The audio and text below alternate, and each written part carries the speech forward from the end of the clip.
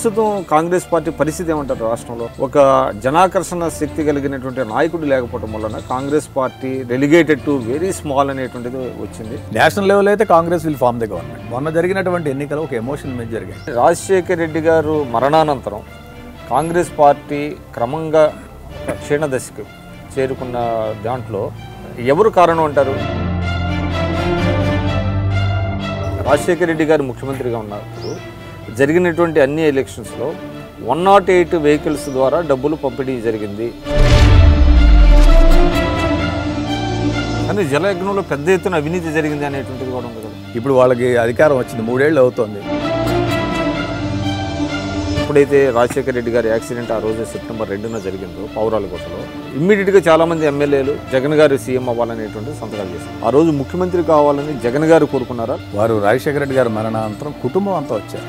పార్టీలోనే కొంతమంది దీన్ని వద్దని చెప్పి వ్యతిరేకించిన నాయకులు. రాజశేఖర రెడ్డి గారి పట్ల సోనియా గాంధీ గారు అంత ప్రేమ కనపరిస్తే జగన్ గారి మీద సిబిఐ కేసులు కానివ్వండి, మిగతా కేసులు కానీ వేయించడం అది ఎంతవరకు సమంజసం? కాంగ్రెస్లో ఉన్నారు అంటే జగన్మోహన్ రెడ్డి గారు రాజశేఖర రెడ్డి గారిని చాలా దగ్గరగా చూశారు. అలాగనే జగన్ గారితో కూడా మీకు పరిచయాలు ఉన్నాయి. ఏంటి వాళ్ళిద్దరి మధ్య డిఫరెన్సెస్? రాజశేఖర రెడ్డి గారి అసలు ఆయన is a man with positive nature. అంటే రాజశేఖర రెడ్డి గారి లాగా జగన్ గారు పనిచేయట్లేదు అంటారా? ఆల్మోస్ట్ అంటే ఎన్డీఏకి సపోర్ట్ చేసినటువంటి పవన్ కళ్యాణ్ గారు జనసేన పెట్టి మళ్ళీ తిరిగి కాంగ్రెస్ పార్టీకి ప్రచారం చేసే అవకాశం ఉందంట. డెఫినెట్గా వస్తారు. వారి సేవలు కాంగ్రెస్ పార్టీ వాడుకుంటుంది. వైఎస్ఆర్సీపీతో పొత్తు పెట్టుకోకపోతే కాంగ్రెస్ పరిస్థితి కనీసం 1-2 సీట్లు కూడా రావని అంటారు. కాంగ్రెస్ పార్టీకి అధికారం అనేది ఏం కొత్త కాదండి. కాంగ్రెస్ పార్టీ ఇప్పుడు రన్ చేయడానికి ఫండ్స్ కొరత చాలా ఎక్కువగా ఉంది. రేపు ఎన్నికలను ఏ విధంగా మీరు ఫేస్ చేయబోతారు? కాంగ్రెస్ పార్టీ కన్నా 3 రెట్లు 4 రెట్లు ఎక్కువ ఇచ్చారు వాళ్ళు అధికారంలో ఉండి కూడా. 2004లో కాంగ్రెస్. రాహుల్ గాంధీ గారి విషయంలో అదే జరుగుతుంది అనేటువంటిది సర్వత్రా ఉంది. ఆయనకి నాయకత్వ లక్షణాలు లేవు అనేటువంటిది ఎక్కువ విమర్శలు బాగా వినపడుతున్నాయి. ఏంటి క్యాపబిలిటీస్? ఎన్నిసార్లు వెంకయ్య నాయుడు గారు ఈ రాష్ట్రంలో గెలిచారు? What is the capability that he has? ముఖ్యమంత్రి చంద్రబాబు గారు కూడా అంటున్నారు, అంటే కులాలను రెచ్చగొడుతున్నాయి కొన్ని పార్టీలు అని. ఇప్పటివరకు ఎస్టీ మినిస్టర్ లేడు, మైనారిటీ మినిస్టర్ లేడు, లోకేష్కి మాత్రం మంత్రి కావాలి. తెలుగుదేశం పార్టీ ఎప్పుడు లీకుల మీదే బతికింది, లీకుల్లోనే ఉంటుంది, లీకుల్లోనే పోతుంది. అది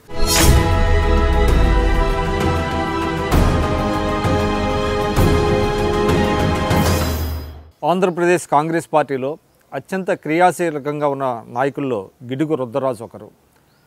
పార్టీ జనరల్ సెక్రటరీగా, ఆయన పిసిసి అధ్యక్షులు రఘువీరారెడ్డి గారికి చేదోడు వాదోడుగా, కేవీపీ రామచంద్రరావు గారికి కుడిభుజంగా ఆయన అనేక కార్యక్రమాలు చేపడుతున్నారు.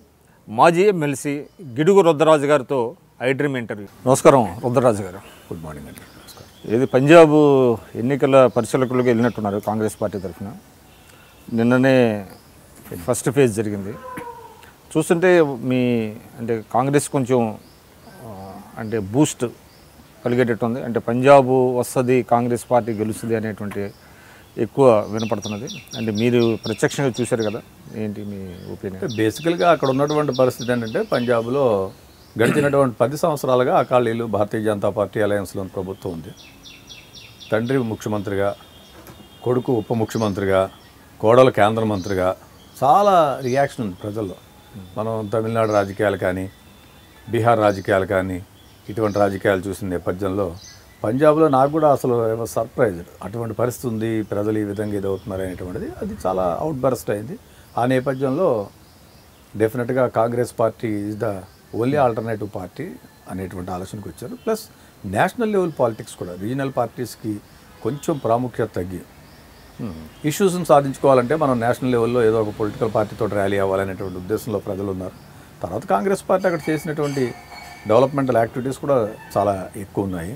పంజాబ్లో చాలా మంచి డెవలప్మెంటల్ యాక్టివిటీస్ చేశారు. బేసికల్గా ప్రజలందరూ కూడా అగ్రేరియన్ బేస్డ్ ఎకానమీ. ప్రతి ఇంట్లోంచి కూడా మీకు ఫారంలో ఎవరో ఒకరు ఉంటారు. దాంతో పెద్దగా అగ్రికల్చర్ మీద డిపెండ్ అవ్వాలనేటువంటి లేదు. చాలామంది అంటూ ఉంటారు పంజాబ్ చాలా రిచ్ స్టేట్ అని. బట్ దాంట్లో కూడా డిస్పారిటీస్ కనిపించాయి దాంట్లో కూడా. బట్ ఉన్నటువంటి పరిస్థితుల్లో అక్కడ ప్రజలు ఎవరు కూడా సోల్గా అగ్రికల్చర్ డిపెండెంట్ కాదు. బిజినెస్లో కూడా కొన్ని ఫ్యామిలీస్ వెళ్ళడం, ప్రతి ఇంట్లోనూ చాలామంది ఎన్ఆర్ఎస్ ఉంటారు. ప్రతి ఇంటి నుంచి కూడా ఒకరు మీకు కెనడాలో కానీ, అమెరికాలో కానీ, ఆస్ట్రేలియా కానీ, న్యూజిలాండ్లో కానీ చాలామంది వెళ్ళిపోయినటువంటి పరిస్థితి. బట్ చాలా బాగా డెవలప్ చేసుకున్నారు. సో ఇది ఒక బీజేపీకి దెబ్బ అంటారా, ఎన్డీఏకి న్యాచురల్గా ఉండే అవకాశం ఉందా? అంటే వాళ్ళ రోల్ కూడా చాలా తక్కువ. భారతీయ జనతా పార్టీ కూడా ఇట్స్ ఓన్లీ అక్కడ ఉన్నటువంటి పరిస్థితులు అకాలీలతో అలయన్స్గానే ఉన్నారు, కానీ వాళ్ళు ఇది చేసేటువంటి లేదు.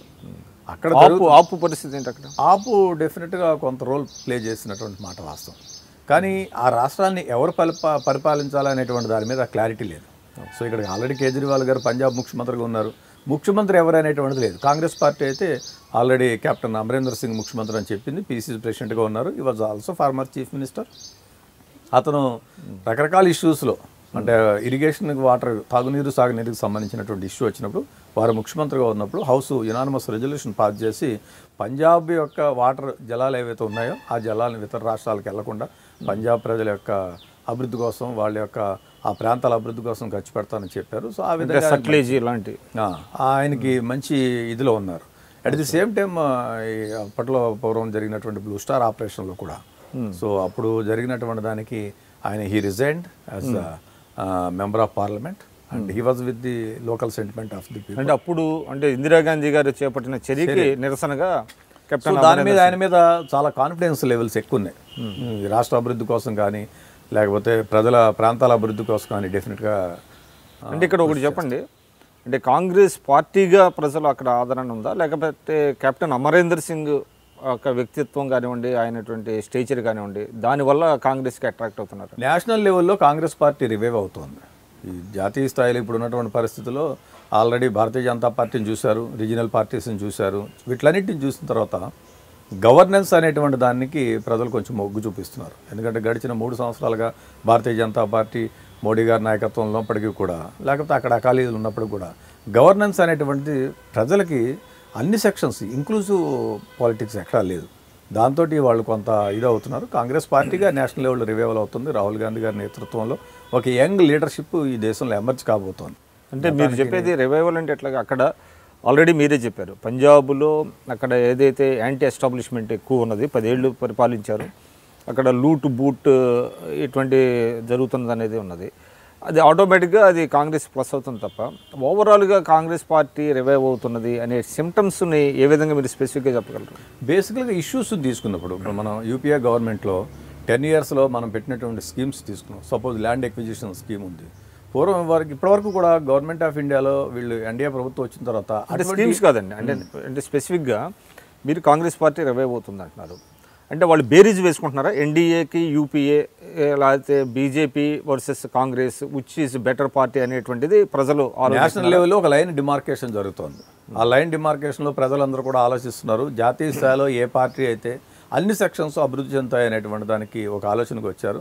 దాంట్లో కాంగ్రెస్ పార్టీ అయితే పాజిటివ్గా ఉంటుంది, అన్ని సెక్షన్స్ని కూడా కలుపుకుని ఇచ్చేయగలుగుతుంది అనేటువంటి ఆలోచనకు వచ్చారు. దాంట్లో భాగంగా కాంగ్రెస్ పార్టీ నేషనల్ లెవెల్లో రివైవ్ అవుతుంది. అది పంజాబ్ తోటి స్టార్ట్ అవుతుంది. యూపీ కూడా పోలరైజ్ అవుతోంది. మిగిలిన రాష్ట్రాల్లో కూడా మనం గుజరాత్ లోకల్ బాడీస్ ఎన్నికలు చూసాం, అక్కడ కూడా బాగా పెరిగింది. సో స్లోగా మళ్ళీ మొన్న జరిగినటువంటి ఎన్నికలు ఒక ఎమోషన్ మీద జరిగాయి. భారతీయ జనతా పార్టీయా లేకపోతే దీని మీద ఉన్నటువంటి పరిస్థితి, మోడీ గారి మీద ఉన్నటువంటి క్రేజా, ఇవన్నీ ఒక పార్టీ అయితే ఇప్పుడున్నటువంటి పరిస్థితిలో 10 సంవత్సరాలు యూపీఏ చేసినప్పుడు ఏ ఎమోషన్ అంటారు? నేషనల్ లెవెల్ ఎమోషన్, నేషనల్ లెవెల్లో ఎమోషన్స్. ఏం ఎమోషన్స్? కాంగ్రెస్ పార్టీ ఒకటేనే అన్ని సెక్షన్స్కి ఇవ్వగలుగుతుంది. బడుగు బలహీన వర్గాలు కానీ, అట్టడుగు వర్గాలు కానీ. మొన్న జరిగినటువంటి ఎలక్షన్స్ ఎమోషన్ మీద జరిగింది అంటున్నారు. 2014లో పార్లమెంట్ ఎన్నికల్లో అప్పుడు అంటే కాంగ్రెస్ని ఓడించాలనేటువంటి ఎమోషన్ అంటారు. కాంగ్రెస్ని ఓడించాలనేటువంటి దానికన్నా భారతీయ జనతా పార్టీ హిందుత్వ అనేటువంటి ఎజెండా మీద ఎక్కువగా జరిగింది. హిందుత్వ అనేటువంటి ఎజెండా మీద జరిగినటువంటి ఎన్నికలలో ఇప్పుడు జనం తెలుసుకుంటున్నారు. ఎందుకంటే ఇప్పుడు ఉన్నటువంటి పరిస్థితుల్లో వాళ్ళు కనీసం ఎవరు ఏ ఫుడ్ తినాలనేటువంటిది కూడా నిర్ధారించేటువంటి పరిస్థితుల్లో రూలింగ్ క్లాసెస్ ఉంటే, పాలకులు ఉంటే దాంట్లో కొంత ఇది ఉంటుంది. ఎందుకంటే భారతదేశం అనేటువంటిది సువిశాలమైనటువంటి దేశం. అనేకమైనటువంటి కులాలు, మతాలు, జాతులు, విభిన్న సంస్కృతులు, సాంప్రదాయాలు, లాంగ్వేజెస్ ఇవన్నీ ఉంటాయి. సపోజ్ నేను సౌత్ నుంచి వెళ్ళాను తెలుగు వాళ్ళగా, పంజాబ్లో నేను రూప్నగర్ కానీ, మొహాలీ కానీ, అప్ టు పాటియాలా దాకా ఒక 5 జిల్లాలు చూశాను. సరే, ఒక ఇంట్రెస్టింగ్ పాయింట్ అంటే మన ఏపీ నుంచి చాలామంది కాంగ్రెస్ లీడర్స్ ఉన్నారు. అయినప్పటికీ మీరు దో యు ఆర్ యంగ్, మీరు నేషనల్ లెవెల్లో ఒక పరిశీలకులుగా వెళ్ళటానికి కారణం ఏంటి? అంటే పార్టీ నిర్ణయించింది. నేను గతంలో కూడా చాలా రాష్ట్రాల్లో 10 రాష్ట్రాల్లో పనిచేశాను. ఎప్పట్లో AICC general secretary incharge Madhusudan Mistry గారి దగ్గర ఒక టీం ఉండేది. వాళ్ళు ఒక స్క్రీనింగ్ పెట్టి they have selected certain people. AICC Rahul Gandhi గారి ఆఫీస్ నుంచి వీళ్ళ ఆఫీస్ నుంచి సెలెక్ట్ చేసి జాతీయ స్థాయిలో ఒక 40 మీకు స్క్రీనింగ్ అంటారా? పార్టీలోనే స్క్రీనింగ్ చేశారు. అంటే 40-45 మందిని సెలెక్ట్ చేసుకున్నారు. ఏపీ నుంచి ఆల్ ఓవర్ త్రూఅవుట్ ఇండియా ఒక 50 మందిని సెలెక్ట్ చేసుకున్నారు. 45-50 మెంబర్స్ని సెలెక్ట్ చేసుకున్నారు. సెలెక్ట్ చేసుకుని వాళ్ళకి ఒక స్క్రీనింగ్ టెస్ట్ పెట్టారు. ఢిల్లీలోని ఒక జిఆర్జీ రకాబ్ గంజ్ రోడ్లో మాకు ఒక ఆఫీస్ ఉంటుంది, వార్ రూమ్ అని. అక్కడ స్క్రీనింగ్ ప్రాసెస్ చేశారు. ఒక టెస్ట్ క్రియేట్ చేశారు. How to select A particular candidate. మీరు ఒక ఏఐసిసి అబ్జర్వర్గా పరిశీలకుడిగా వెళ్ళిన తర్వాత మీరు 1, 2, 3, 4 క్యాండిడేట్స్ ఉంటారు. గివెన్ ఆల్ ది ఛాన్సెస్ నువ్వు ఎవరిని సెలెక్ట్ చేయగలుగుతావు, ఏ బేసిస్ మీద సెలెక్ట్ చేస్తావు అని ఇటువంటి స్క్రీనింగ్ పెట్టారు. సో అప్పుడు దాంట్లో నేను ఉన్నాను. దాంట్లో అప్పుడు నేను ఫస్ట్ అసైన్మెంట్ నాకు విదర్భలోని 10 లోక్సభ స్థానాలు ఇచ్చారు. అంటే ఒక్కసారి చెప్పండి, అంటే కాంగ్రెస్ పార్టీలో ఒక స్క్రీనింగ్ కమిటీ లాంటివి ఉంటుంది, వాళ్ళు సెలెక్ట్ చేస్తారు అంటున్నారు. అంటే మీకు టెస్ట్ లాంటివి జరుగుతాయా? మా సెలక్షన్కే ఒక ప్రాసెస్ పెట్టారు. అంటే మీకు ఎట్లాగా ఇదేంటి, what is the criteria for that? వాళ్ళు ఏ విధంగా చేశారో ఐడియా లేదు. ప్రతి రాష్ట్రం నుంచి 10 మందినో 15 మందినో అలా పికప్ చేసుకున్నారు. వాళ్ళని బయోడేటా బేసిస్ మీద కానీ, క్రెడెన్షియల్స్ మీద కానీ, వాళ్ళకున్న లాయల్టీ మీద కానీ, వాళ్ళకున్నటువంటి ఎక్స్పీరియన్స్ మీద కానీ మళ్ళీ తర్వాత పిలిచి ఢిల్లీలో ఒక మాకు రిటర్న్ ఇది పెట్టారు. రిటర్న్ టెస్ట్ అంటే టెస్ట్ కాదు. ఇప్పుడు ఒక XYZ నియోజకవర్గం ఉంది, మీరు ఆ నియోజకవర్గంలో మీకు ముగ్గురు క్యాండిడేట్లు ఉన్నారు. ఫలానా అతనికి ప్లస్ పాయింట్ ఇది, ఫలానా అతనికి మైనస్ పాయింట్ ఇది, ఫలానా అతనికి ఈ పాయింట్స్ ఉన్నాయి. ఈ గివెన్ ద సర్కమ్స్టాన్స్లో మీరు ఎవరిని చూజ్ చేస్తారా అనేటువంటి ఒక క్వశ్చన్ మాకు రిటర్న్ ఇది ఇచ్చారు, ప్రింటెడ్ ఫార్మేట్. ఎవరు అభిప్రాయాలు వాళ్ళు రాసి మన స్టేట్ నుంచి యునైటెడ్ ఏపీ నుంచి ఐ థింక్ 6-7 మెంబర్స్ ఉన్నారు. అప్పుడు అందులో మీరు ఒక్కళ్ళే సెలెక్ట్ అయ్యారా? 6-7 మెంబర్స్ పనిచేస్తాం మేము టీంలో పనిచేస్తాం. ఇప్పుడు వేరే వాళ్ళు చాలా మంది ఆ పార్టీని వదిలి బయటకు వెళ్ళడం అది జరిగింది. బట్ అప్పుడు ఉన్న దాంట్లో నేను అమాంగ్ ఆల్ ది టీమ్ నేను రేటింగ్ 1, 2, 3లో ఉన్నానని అన్నారు. దానివల్ల మిమ్మల్ని ఒక 10 రాష్ట్రాలు కంటిన్యూస్గా 10 రాష్ట్రాలు చేశాను. విదర్భలో 10 లోక్సభ స్థానాలు చేశాను నేను. Vidarbha 2 political state. అక్కడ కూడా మన ప్రత్యేక ఈ ఉద్యమం ఎలా ఉందో అటువంటి ఉద్యమం ఉవ్వెత్తున వచ్చినటువంటి పరిస్థితి. పెద్ద పెద్ద సీనియర్ లీడర్స్ ఉన్నారు. ముకుల్ వాసనిక్ గారు, విలాస్ ముత్యం వారు, దత్తా మ్యాగి లాంటి పెద్ద పెద్ద సీనియర్ లీడర్స్ అందరూ ఉండేవారు. పిసిసి ప్రెసిడెంట్ కూడా అప్పుడు ఆ ప్రాంతం నుంచి చెందినటువంటి ఆయనే. అక్కడ 10 చూసిన తర్వాత నా పెర్ఫార్మెన్స్ బాగుంది, నేను బాగా గ్రౌండ్ రియాలిటీస్ దగ్గరగా ఉండి పనిచేశానని మళ్ళీ నాకు సౌత్ గుజరాత్లో ఇచ్చారు. 5 లోక్సభలో పనిచేశాను. సూరత్, నవసారి, భరూచ్, బార్డోలి, పెద్ద పెద్ద అహ్మద్ పటేల్ గారి సెగ్మెంటు, భరూచ్ అటువంటివి కూడా ఇచ్చారు. అక్కడ కూడా అంటే మేము వెళ్ళడం, ప్రతి నియోజకవర్గంలో ఇంటరాక్ట్ అవ్వడం, బ్లాక్ కాంగ్రెస్ లెవెల్లో మీటింగ్స్ పెట్టడం, బ్లాక్ కాంగ్రెస్ ప్రెసిడెంట్ ఒక question full time politician. So అవన్నీ ఆ డేటా తీసుకురావడం, దాన్ని అనలైజ్ చేయడం. డేటా మా దగ్గర క్వశ్చన్ పేపర్ ఇచ్చారు వాళ్ళే, దాని ప్రకారం ఫిల్ చేయించడం, డేటా తీసుకురావడం. మాకు 2 ఒకటేమో stream lining the Congress party, getting all the people in connected in to the main stream politics of the AICC. రెండోది అసలు అక్కడ ఉన్నటువంటి స్థితిగతులు ఏమున్నాయి, లోకల్ మేనిఫెస్టోకి సంబంధించిన ఇష్యూస్ ఏంటి. సపోజ్ విదర్భ ఉంది, విదర్భలో నేను ఒకటి సార్, అంటే ఇప్పుడు మీరు అంటే ఇక్కడ పరిశీలకులుగా వెళ్తున్నారు, తర్వాత మళ్ళీ మీ పెర్ఫార్మెన్స్ని అప్రైజల్ చేస్తారా పార్టీ ఏఐసిసి? అంటే జనరల్ సెక్రటరీ ఇన్ఛార్జెస్ ఉంటారు కదా. అంటే మీరు ఇచ్చినటువంటి రిపోర్ట్ తప్పు అనుకోండి, మేము ఇచ్చినటువంటి ఇన్పుట్స్ అన్నింటినీ కూడా వాళ్ళు పార్టీ ఇన్ఛార్జిగా ఉన్నటువంటి వారి దగ్గర ఉండేది. వారి దగ్గర నుంచి కాంగ్రెస్ ప్రెసిడెంట్కి, కాంగ్రెస్ వైస్ ప్రెసిడెంట్కి జనరల్ సెక్రటరీ ఇన్ఛార్జ్గా ఉంటుంది. స్క్రీనింగ్ కమిటీ టికెట్లు డిసైడ్ చేస్తుంది. స్క్రీనింగ్ అంటే ఇన్ కేసు మీ రిపోర్ట్స్ కనుక బ్యాక్ చేస్తారా? చేశారు కూడా, కొంతమంది ఫైర్ చేశారు. ఎవరైతే ఇన్పుట్స్ కరెక్ట్గా ఇవ్వలేకపోతున్నారో, ఏదైనా చిన్న చిన్న ప్రలోభాలకు లోగనైన వాళ్ళు ఉంటే కూడా వాళ్ళని ఇచ్చేసి మళ్ళీ కొత్త వాళ్ళతో ఆ పని చేయండి. అలాంటి system get all the information. General secretary incharge ఉంటారు, సెక్రటరీ ఇన్ఛార్జ్ ఉంటారు, స్క్రీనింగ్ కమిటీ వాళ్ళు ఉంటారు. బయట నుంచి మనకి అప్పుడైతే గవర్నమెంట్లో ఉండేది కాబట్టి ఐబీ రిపోర్ట్స్ అవన్నీ ఉంటాయి. సో 2000 కానీ కాంగ్రెస్లో కల్చర్ అండి, అంటే మిగతా రాష్ట్రాలు వదిలేస్తే ఇక్కడికి వచ్చినటువంటి అంటే మన రాష్ట్రానికి సంబంధించిన సార్ అనాదిగా చాలా డికేడ్స్ బట్టి ఎవరైతే కాంగ్రెస్ పరిశీలకులుగా వస్తారో వాళ్ళని ఆఖరికి ముఖ్యమంత్రి స్థాయి వ్యక్తులు కూడా ఆయన ఉండే గెస్ట్ హౌస్కి వెళ్ళటం, ఆయన ప్రసన్నం చేసుకోవటం, ఆయనకు ఒక అంటే వాళ్ళు అనుకూలమైనటువంటి నివేదికలు తయారు చేస్తారు అనేటువంటిది కూడా ఉంటున్నది. బేసికల్గా ఇప్పుడు అది ఎక్కడ జరగలేదు. ఇప్పుడు ఎందుకంటే they have lot of information sources. పూర్వం ఏమన్నా అలా జరిగిందేమో మనకు ఐడియా లేదు, కానీ ఇప్పుడు ఇన్ఫర్మేషన్ అనేది చాలా ఫాస్ట్గా ర్యాపిడ్గా వచ్చేస్తుంది.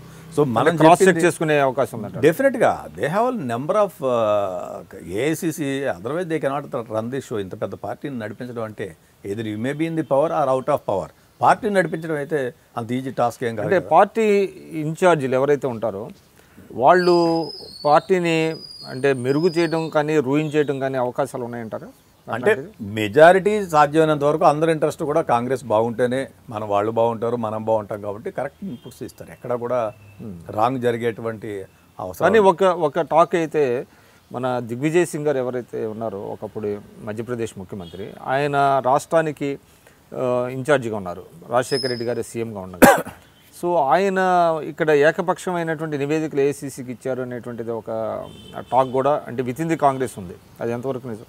యూజువల్గా పీసీసీ ప్రెసిడెంట్ను కూడా కన్సిడరేషన్లోకి తీసుకుంటారు ఫర్ ఎనీ ప్రాసెస్. సీఎం గారు PCC president or CLP leader or PCC president, general secretary incharge, వీళ్ళు ముగ్గురు కూడా ఇన్పుట్స్ షేర్ చేసుకునే చేస్తారు.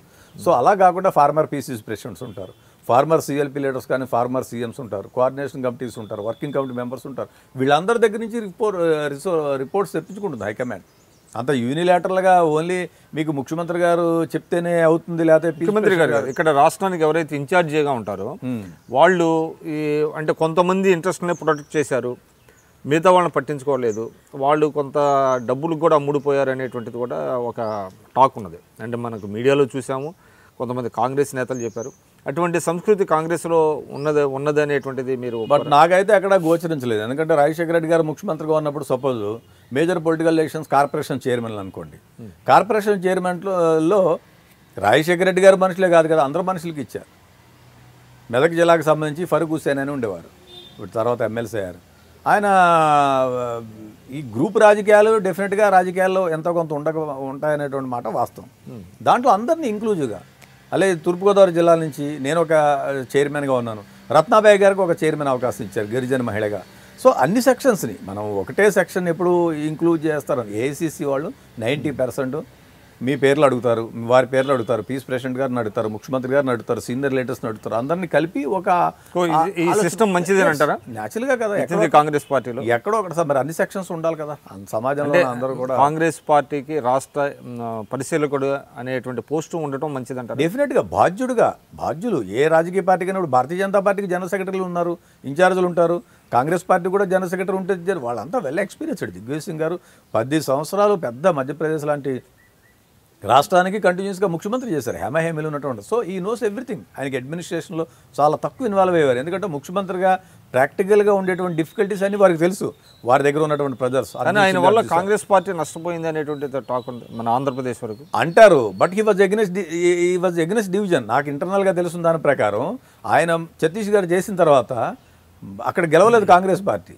సో ఆయన చాలామంది అనుకుంటారు ఆయన వలన ఇదంతా జరిగింది. సో ప్రాసెస్ అనేటువంటి బీజం ఎక్కడో పడి అలా వరుసగా వేరియస్ రీజన్స్ జరుగుతూ ఉంటుంది. అన్ని పొలిటికల్ పార్టీలు ఇచ్చేసిన తర్వాతే ఈ డివిజన్ అనేటువంటి కాన్సెప్ట్ వచ్చింది కాబట్టి నేషనల్ లెవెల్లో కాంగ్రెస్ పార్టీ ఒక పాలసీ తీసుకుంది కాబట్టి దానికోసం జరిగింది. సో దాన్ని దృష్టిలో పెట్టుకుని ఏమన్నా దిగ్విజయ్ సింగ్ గారు ఇలా అంటారేమో కానీ, బట్ యూజువల్గా ఆయన్ని తొలగించాలి అనేటువంటిది చాలామంది విత్ ఇన్ ది కాంగ్రెస్ పార్టీలో ఆంధ్రప్రదేశ్ కానివ్వండి, తెలంగాణ రాష్ట్రంలో కానివ్వండి, ఇప్పుడు 2 రాష్ట్రాలకు ఆయన ఇన్ఛార్జి. ఆయన్ని తొలగించాలి, కర్ణాటక కూడా ఆయన ఇన్ఛార్జి, గోవా కూడా ఆయన ఇన్ఛార్జ్. ఆయన్ని తొలగించాలి అనేటువంటిది ఒక ఎక్కువ కాంగ్రెస్లో వినపడుతుంది. అంటే అది it has to be decision has to be taken by the high command.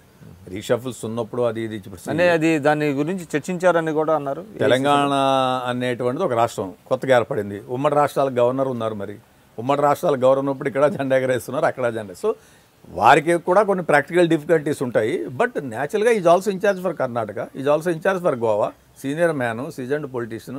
మనం అనుకున్నంత ఈజీగా ఇచ్చారు, ఆయనకి గ్రిప్ ఉంది, అడ్మినిస్ట్రేటివ్ కెపాసిటీస్ ఉన్నాయి, కష్టపడి అన్ని విధాలుగా మంత్రిగా, ముఖ్యమంత్రిగా, పార్లమెంట్ సభ్యుడిగా పనిచేసిన ఇది ఉంటాయి. వాళ్ళందరూ కూడా పార్టీ హితంలోనే పనిచేస్తారు. వాళ్ళకి విల్స్ ఫ్యాన్స్ ఉంటాయి నేనైతే అనుకోను. ఏ జనరల్ సెక్రటరీ కానీ ఏ బాధ్యుడు కానీ, ఇప్పుడు నేనున్నాను, I worked in Kargil, I worked in లే. లేలో ఒక పార్లమెంట్ సీట్ ఉంటే నన్ను అబ్జర్వర్గా పంపించారు అక్కడికి. Kargil is 95% dominated by Muslims, Leh is 95% dominated by Buddhist. Last parliament ఎన్నికల్లో కాంగ్రెస్ పార్టీ అక్కడ ఓడిపోయింది, బీజేపీ గెలిచి. అటువంటి చోట out of 4 assemblies Congress 3 assemblies. Kargil జిల్లాలో 2 ఎమ్మెల్యేలు గెలిచాం, మేము లేలో ఒక అసెంబ్లీ సీటు గెలిచాం. సో ఏ అబ్జర్వర్ ఎవరు వెళ్ళినా అసైన్మెంట్ కోసం, అతని పేరు తెచ్చుకోవడం కోసం కష్టపడి రిజల్ట్ ఓరియంటెడ్గా పనిచేయాలి. అంటే వాస్తవికమైన నివేదికలు ఇస్తారంట. న్యాచురల్గా అక్కడ ఉండి మన భాష మన ప్రాంతం కాక మన ఫుడ్ లేక 4 రోజులు కార్గిల్లో పడుకుని 5 రోజులు లేలో పడుకుని అంత హై పీక్ వెళ్ళి పనిచేయడం అనేటువంటి it's a challenging opportunity. So నేను అనుకోను ఎవరు కూడా ఆ విధంగా ఉంటారు. నేనే కాదు, ఏ అబ్జర్వర్ కానీ ఏ పరిశీలకులు కానీ ఎవరైనా సరే. కానీ ల్యూర్ చేయడం అనేది ఉంది కదా ఏదైనా రాజకీయాల్లో. ఎవరైతే అభ్యర్థులు ఉంటారో వాళ్ళు ల్యూర్ చేయటం, వచ్చిన వాళ్ళని లోపరుచుకోవాలనుకోవటం పూర్వం ఉండేటువంటి పరిస్థితిలో ఉంటుంది. ఇప్పుడు మేము వెళ్ళిన అబ్జర్వర్స్ కూడా స్మార్ట్గానే ఉంటారు. మేము కూడా ఎక్కడొక్కడ జిల్లాలో రాజకీయం చేసాం. నేను కూడా చైర్మన్ చేశాను, ఎమ్మెల్సీ చేశాను. పార్టీలో 2007 నుంచి పీసీసీలో ప్రధాన కార్యదర్శిగా పనిచేస్తున్నాను. Work with more than 5 to 6 PCC presidents. మనకు కూడా ఐడియా ఉంటుంది వచ్చిన వాడు ఎలా మాట్లాడుతున్నాడు, ఏం మాట్లాడుతున్నారు, ఎలా మాట్లాడుతున్నారు, పార్టీ హితమా, ఇండివిజువల్, ఇవన్నీ తెలుస్తాయి. అల్టిమేట్గా party survival is leader survival, party survival is worker survival. ఇప్పుడు నాలంటాడు బ్రతకాలంటే కాంగ్రెస్ పార్టీ వాళ్ళని ఈ స్థాయిలోకి వచ్చాం కాబట్టి, పార్టీనే మాకు ప్రతిదీ కాబట్టి డెఫినెట్గా పార్టీ బాగుంటేనే పార్టీ ఇంట్రెస్ట్లోనే పనిచేస్తాం. 100% పార్టీ. సరే, మీరు ఇందాక అన్నారు అంటే మీకు 2004లో కాంగ్రెస్ అధికారంలోకి వచ్చింది ఆఫ్టర్ 10 years. మీరు అంటే రాజశేఖర రెడ్డి గారు 2009లో మరణించే లోపు మీరు కార్పొరేషన్ చైర్మన్ చేశారు, ఒకసారి ఎమ్మెల్సీ చేశారు, మళ్ళీ రెండోసారి ఎమ్మెల్సీ పోటీ చేసి నేరలో ఓడిపోయినట్టున్నారు. అంటే రాజశేఖర రెడ్డి గారి ఆశీస్సులు మీకు ఎక్కువ ఉండటం వలన ఇన్ని పదవులు వచ్చినాయంటారు? బేసికల్గా రాజశేఖర రెడ్డి గారు, రామచంద్రరావు గారు నాకు పొలిటికల్ గాడ్ ఫాదర్స్గా ఉండి పనిచేస్తారు. అపార్ట్ ఫ్రమ్ దట్ నేను 85 నుంచి స్టూడెంట్స్ యూనియన్ నుంచి కాంగ్రెస్ పార్టీలో పనిచేస్తాను. ఎన్ఎస్యూలో 86లోని ఉన్నాను. 87లో నేను డిగ్రీ కాలేజ్ జనరల్ సెక్రటరీగా, కామర్స్ సెక్రటరీగా ఉన్నాను. సో డిగ్రీ కాలేజ్ జనరల్ సెక్రటరీగా కంటెస్ట్ చేశాను. అప్పటి నుంచి స్టూడెంట్ పాలిటిక్స్. మీ నేపథ్యం చెప్పండి. నేను తూర్పుగోదావరి జిల్లా అమలాపురంలో ఇంటర్మీడియట్ వరకు చదువుకున్నాను. డిగ్రీకి హైదరాబాద్ వచ్చాను. నేను ఇక్కడ అమీర్పేట న్యూ సైన్స్ కాలేజ్లో ఐ వాజ్ కామర్స్ సెక్రటరీ. దాని తర్వాత జనరల్ సెక్రటరీ కంటెస్ట్ చేసి కొద్ది ఓట్లతోటి ఓడిపోయాను. దాని తర్వాత స్టూడెంట్స్ యూనియన్ కన్వీనర్ 89లో అప్పుడు ఉన్నటువంటి వైస్ ఛాన్సలర్ ప్రొఫెసర్ నవనీతరావు గారు ఎలక్షన్స్ బ్యాన్ చేశారు. బ్యాన్ చేసినప్పుడు యునానిమస్గా కాలేజ్ అంతా కలిపి అక్కడ పెద్ద హై ఇది అక్కడ డిగ్రీ ఉండేది, గ్రాడ్యుయేషన్ ఉంది, ఇంటర్మీడియట్ ఉండేది, అందరూ కలిపి నన్ను స్టూడెంట్స్ యూనియన్ కన్వీనర్గా ఎన్నుకున్నారు. సో స్టూడెంట్స్ యూనియన్ కన్వీనర్గా పనిచేశాను. దాని తర్వాత ఉస్మానియాలో నేను లా చేశాను. 92 ఐ కంప్లీటెడ్ మై ఎల్ఎల్బి. ఆ వేళ నుంచి ఈ వేళ వరకు కూడా ప్రతిరోజు నేను పార్టీ కోసమే పనిచేస్తాను. డెఫినెట్గా party at the same time Rajasekhara Reddy గారు నన్ను గుర్తించారు. ఆల్ ది వే నేను అన్ని సెక్షన్స్ తోటి పనిచేశాను. పాదయాత్రలో కీన్గా వారితో పాటు పనిచేసేటువంటి అవకాశం దక్కింది. తర్వాత అన్ని యూత్ కాంగ్రెస్లో పనిచేశాను, రాష్ట్ర ఉపాధ్యక్షుడిగా పనిచేశాను, ప్రధాన కార్యదర్శిగా పనిచేశాను. కొన్ని ఆపర్చునిటీస్ కూడా మిస్ అయ్యి నేను ఎప్పుడు వెనక్కిపోలేదు. ఎన్ఎస్ఏ స్టేట్ ప్రెసిడెంట్గా నన్ను ఎంపిక చేసి అన్నీ అయిన తర్వాత లాస్ట్లో ఇది మళ్ళీ వేరే సెక్షన్స్కి ఇద్దాం అనుకుంటున్నాను, బలహీన వర్గాలకు ఇద్దాం అనుకుంటున్నారు పొలిటికల్గా అని చెప్పి అన్నారు. ఆవేళ నన్ను పిలిచి చెప్పారు, నువ్వు పార్టీ ఇంట్రెస్ట్లో నువ్వు ఇలా ఎన్నికలు సహకరించాలని. నేను అలాగే పనిచేశాను. యూత్ కాంగ్రెస్ అప్పుడు నన్ను పిలిచారు, ఢిల్లీ మాట్లాడారు, స్టేట్ ప్రెసిడెంట్గా ఫైనలైజ్ చేశారు. మళ్ళీ లాస్ట్లో అప్పుడు కూడా ఎన్నికల ముందు జరుగుతుంది కాబట్టి మనం బలహీన వర్గాలకు ఇస్తే బాగుంటుంది, ఆల్రెడీ వేరే సెక్షన్స్ పీసీసీ ఉన్నాయన్నారు, అప్పుడు కూడా ఇది చేశాను. సో ఏదైనప్పటికీ పార్టీ ఇంట్రెస్టే. పార్టీ ఏది ఒకటి చెప్పండి, అంటే గిడుగు రుద్రరాజు అనగానే అంటే ఎక్కువ కాంగ్రెస్ సర్కిల్స్లో ఏముంటుందంటే రాజశేఖర రెడ్డి గారికి, కేవీపీ గారికి ఆయన చాలా దగ్గర. ఎన్నికల్లో అభ్యర్థులకి ఫండ్ని ఆయన ద్వారానే పంపిస్తూ ఉంటారు ఎక్కువ ప్లేసెస్లో అనేటువంటిది ఒకటి ఉన్నది. అది వాస్తవేనా? అంటే బేసికల్గా నేను పార్టీకి సంబంధించినంత వరకు కొంత వర్క్ చూస్తూ ఉండేవాడిని. నాలాగా చాలామంది ప్రధాన కార్యదర్శులు ఉన్నారు, నాలాగా సీనియర్ ఉపాధ్యక్షులు ఉండేవారు, వీళ్ళందరూ ఉండేవారు. డెలిగేషన్ ఆఫ్ పవర్స్ ఒక్కొక్కరికి ఒక్కొక్కరు ఇస్తూ ఉంటారు. పార్టీ ఇచ్చేటువంటి బాధ్యతలను బట్టే నేను పనిచేశాను. నన్ను జనరల్ సెక్రటరీగా, ఇన్ఛార్జిగా, అంటే కేవలం నిధుల పంపిణీ కాదు, నిధులు పంపిణీ కాదు, నేను మెటీరియల్ కూడా చూసేవాడిని, పబ్లిసిటీ మెటీరియల్ చూసేవాడిని, లేకపోతే కోఆర్డినేషన్ చూసేవాడిని, పీసీసీ. అంటే అప్పుడు ఒక టాక్ ఉందండి, రాజశేఖర రెడ్డి గారు ముఖ్యమంత్రిగా ఉన్నప్పుడు జరిగినటువంటి అన్ని ఎలక్షన్స్లో 108 వెహికల్స్ ద్వారా డబ్బులు పంపిణీ జరిగింది అనేటువంటిది ఒక అభిప్రాయం ఉంది. నాకైతే అసలు ఐడియా లేదు దాని గురించి. ఇది it's a news for me. మామూలుగా బయట సర్కిల్స్లో ఎవరైనా అనుకున్నారేమో కానీ అసలు ఇప్పుడు అందులో మీరు ఇన్వాల్వ్మెంట్ లేదు. ఎప్పుడు అసలు 108లో చేశారనేది అయితే నాకైతే ఐడియా లేదు అసలు ఎక్కడ. బేసికల్గా అనేక మందికి అనేక రకాల బాధ్యతలు అప్పచెప్తున్న పార్టీ. నేను ప్రధాన కార్యదర్శిగా ప్రతి వర్క్కి ఉంటుంది. ఒకరికి జిల్లా ఇన్ఛార్జ్ ఉంటుంది. శ్రీకాకుళం జిల్లాకు ఒక general secretary incharge, east Godavari జిల్లాకి పీసీసీ ప్రధాన కార్యదర్శిగా బొత్స సత్యనారాయణ గారు ఉండేవారు. బొత్స గారు ఏం చేశారంటే ఆ జిల్లాలో ఉన్నటువంటి దానికోసం వారు పనిచేస్తారు. ధర్మాన ప్రసాద్ గారు ఉండేవారు, రఘువీరారెడ్డి గారు ఉండేవారు, వీళ్ళందరూ కూడా పళంరాజు గారు ఉండేవారు. ఇలా అలాగే పార్టీ ప్రధాన కార్యదర్శిగా నాకు ఒక బాధ్యత ఇచ్చారు. సిఎల్పి పీసీసీ కోఆర్డినేషన్ అన్నారు.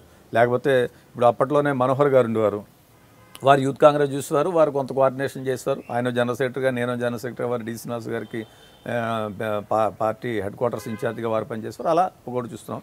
ఈవేళ పార్టీ జనరల్ సెక్రటరీగా రఘువీరారెడ్డి గారు ఉన్నారు, ఇప్పుడు బాధ్యత ఇచ్చారు. పిసిసి ఒకటి చెప్పండి, అంటే రాజశేఖర రెడ్డి గారు ఉన్నప్పుడు కాంగ్రెస్ చాలా ఉజ్వలంగా 2009లో కూడా రెండోసారి అధికారంలోకి వచ్చింది. కానీ రాజశేఖర రెడ్డి గారు మరణానంతరం కాంగ్రెస్ పార్టీ క్రమంగా ఒక క్షీణదశకు చేరుకున్న దాంట్లో ఎవరు కారణం అంటారు? అంటే కొంతమంది వాదన ఏంటంటే రాజశేఖర రెడ్డి గారు చేసినటువంటి కొన్ని విధానాలు, చేపట్టిన కార్యక్రమాలు, ముఖ్యంగా జలయజ్ఞం లాంటి వాటిలో కానివ్వండి, భూముల పంపిణీ లాంటివి కానీ, ఇవన్నీ ప్రతిపక్షాలకు అస్త్రాలుగా పనికొచ్చినాయి అనేటువంటిది ఒక వాదన ఉంది. రెండోది ఏంటంటే ఆయనలాగా రోషి గారు కానీ కిరణ్ కుమార్ రెడ్డి గారు కానీ పనిచేయలేకపోయారు. అందువల్లే కాంగ్రెస్ క్షీణదశకు వచ్చింది. అదే సమయంలో వైఎస్ఆర్సీపీ అనేటువంటిది ఒక పార్టీ రావటం వలన కూడా కాంగ్రెస్ దెబ్బతిన్నదే అని అంటారు.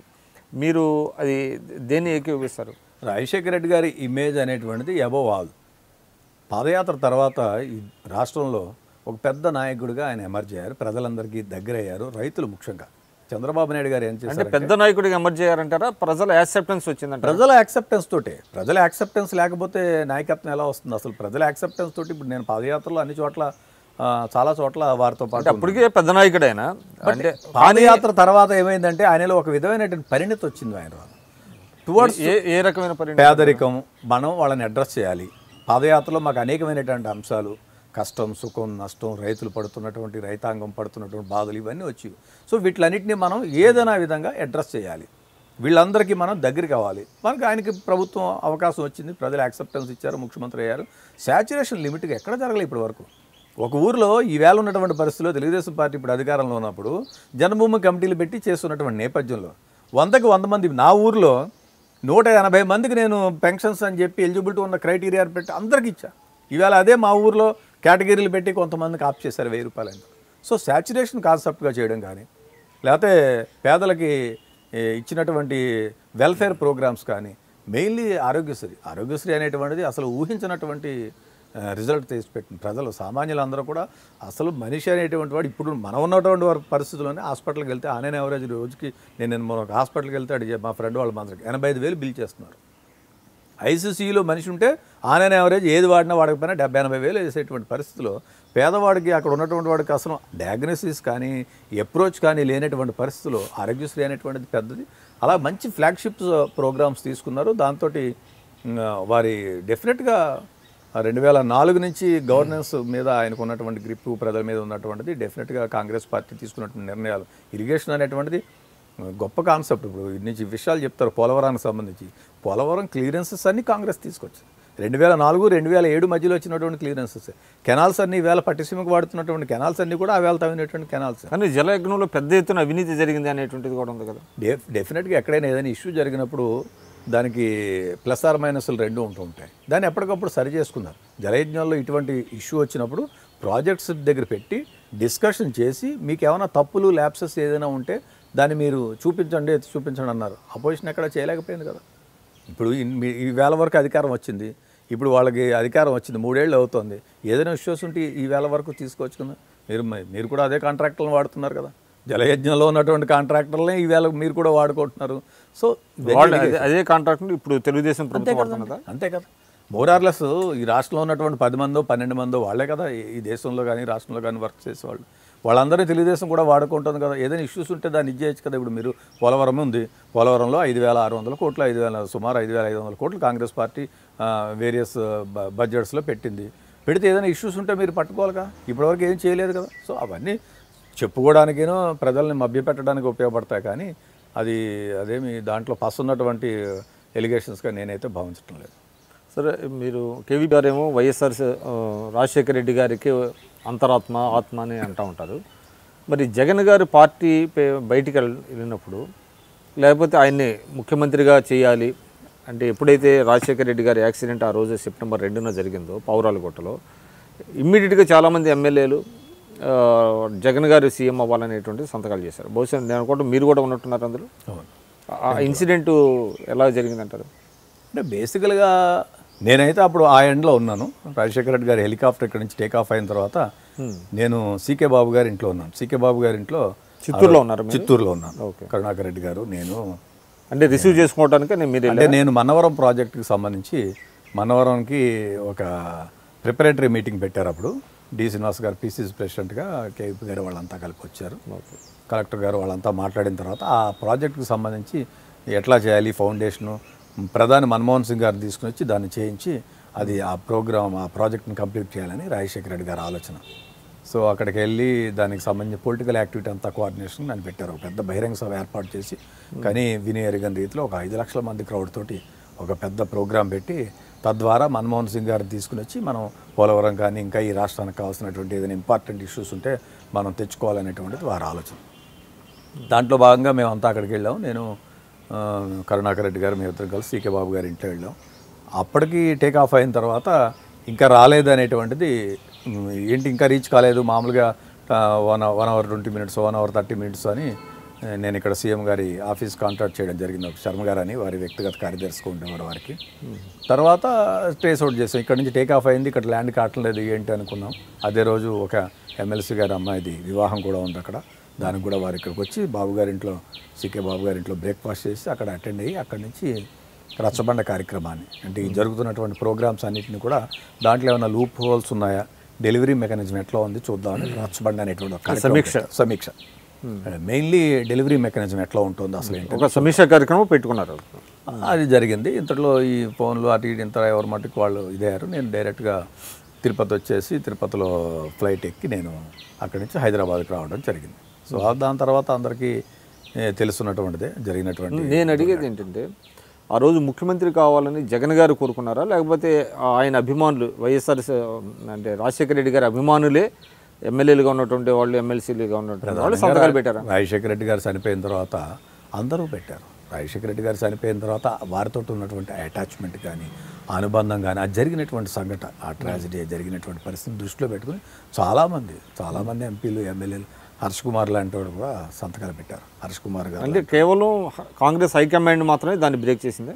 అంటే ఇటువంటి సంప్రదాయం మనకు లేదు అనేటువంటి దాని మీద హైకమాండ్ ఏ నిర్ణయం తీసుకుందో నాకు అంత పెద్ద వాట్ల మీద హైకమాండ్ వాట్ల మీద లేదు. కానీ బట్ మేమందరం కూడా డెఫినెట్గా రాజశేఖర రెడ్డి గారితో ఉన్నటువంటి అటాచ్మెంట్ మూలానే ఎమోషనల్ అటాచ్మెంట్ కానీ పర్సనల్ ఆప్యాయత కానీ ప్రతి కుటుంబాన్ని రాష్ట్రంలో ఉన్నటువంటి ప్రతి కాంగ్రెస్ కుటుంబాన్ని కూడా కలిసివేసినటువంటి సంగతి. కాంగ్రెస్ వాళ్ళే కాదు ఆ రోజు ఉన్నటువంటి ఆఫీసర్స్ అందరూ కూడా ఎప్పుడైతే ఇష్యూ తెలుస్తుందో నేను సెక్రటేరియట్లో ఉన్న రమాకాంత్ రెడ్డి గారు సిఎస్గా ఉండేవారు వాళ్ళందరూ కూడా అసలు బాధపడనటువంటి మనిషి లేరు. ఐఏఎస్లు కానీ ఐపీఎస్ మరి అంటే సంతకాలు పెట్టారు, ఎమోషనల్గా పెట్టారు. ఆయన అంటే రాజశేఖర రెడ్డి గారి మీద ఉండేటువంటి అభిమానంతో ఆయన కుమారుణ్ణి సీఎం చేయాలనేటువంటిది చాలామంది పెట్టారు. అందులో జగన్ గారి ప్రమేయం అయితే లేదు. నాకంటే అంత క్లారిటీ లేదు. బట్ నేను కూడా సంతకం పెట్టారు కానీ జగన్ గారు పెట్టమని అప్పుడు ఉన్నటువంటి కానీ ఆయనకి ఆపాదించారు కదా, అంటే తండ్రి మృతదేహం రాకముందే మీరు సీఎం అయిపోవాలి అనేది ఆపాదించి ఉండొచ్చేమో. కానీ అందరూ పెట్టారు, వచ్చిన వాళ్ళందరూ కూడా ఆ రోజు ఉన్నటువంటి పరిస్థితులు పెట్టారు. అంటే కాంగ్రెస్ హైకమాండ్ ఎందుకు ఆ ప్రెషర్కి ఈల్డ్ అవ్వలేదంటారు? మరి నాకు అంత హైకమాండ్ గురించి పెద్దగా నేను ఎప్పుడు అంత ఢిల్లీ లెవెల్ అప్పట్లో ఏం పెద్దగా పనిచేసిన అవకాశం లేదు.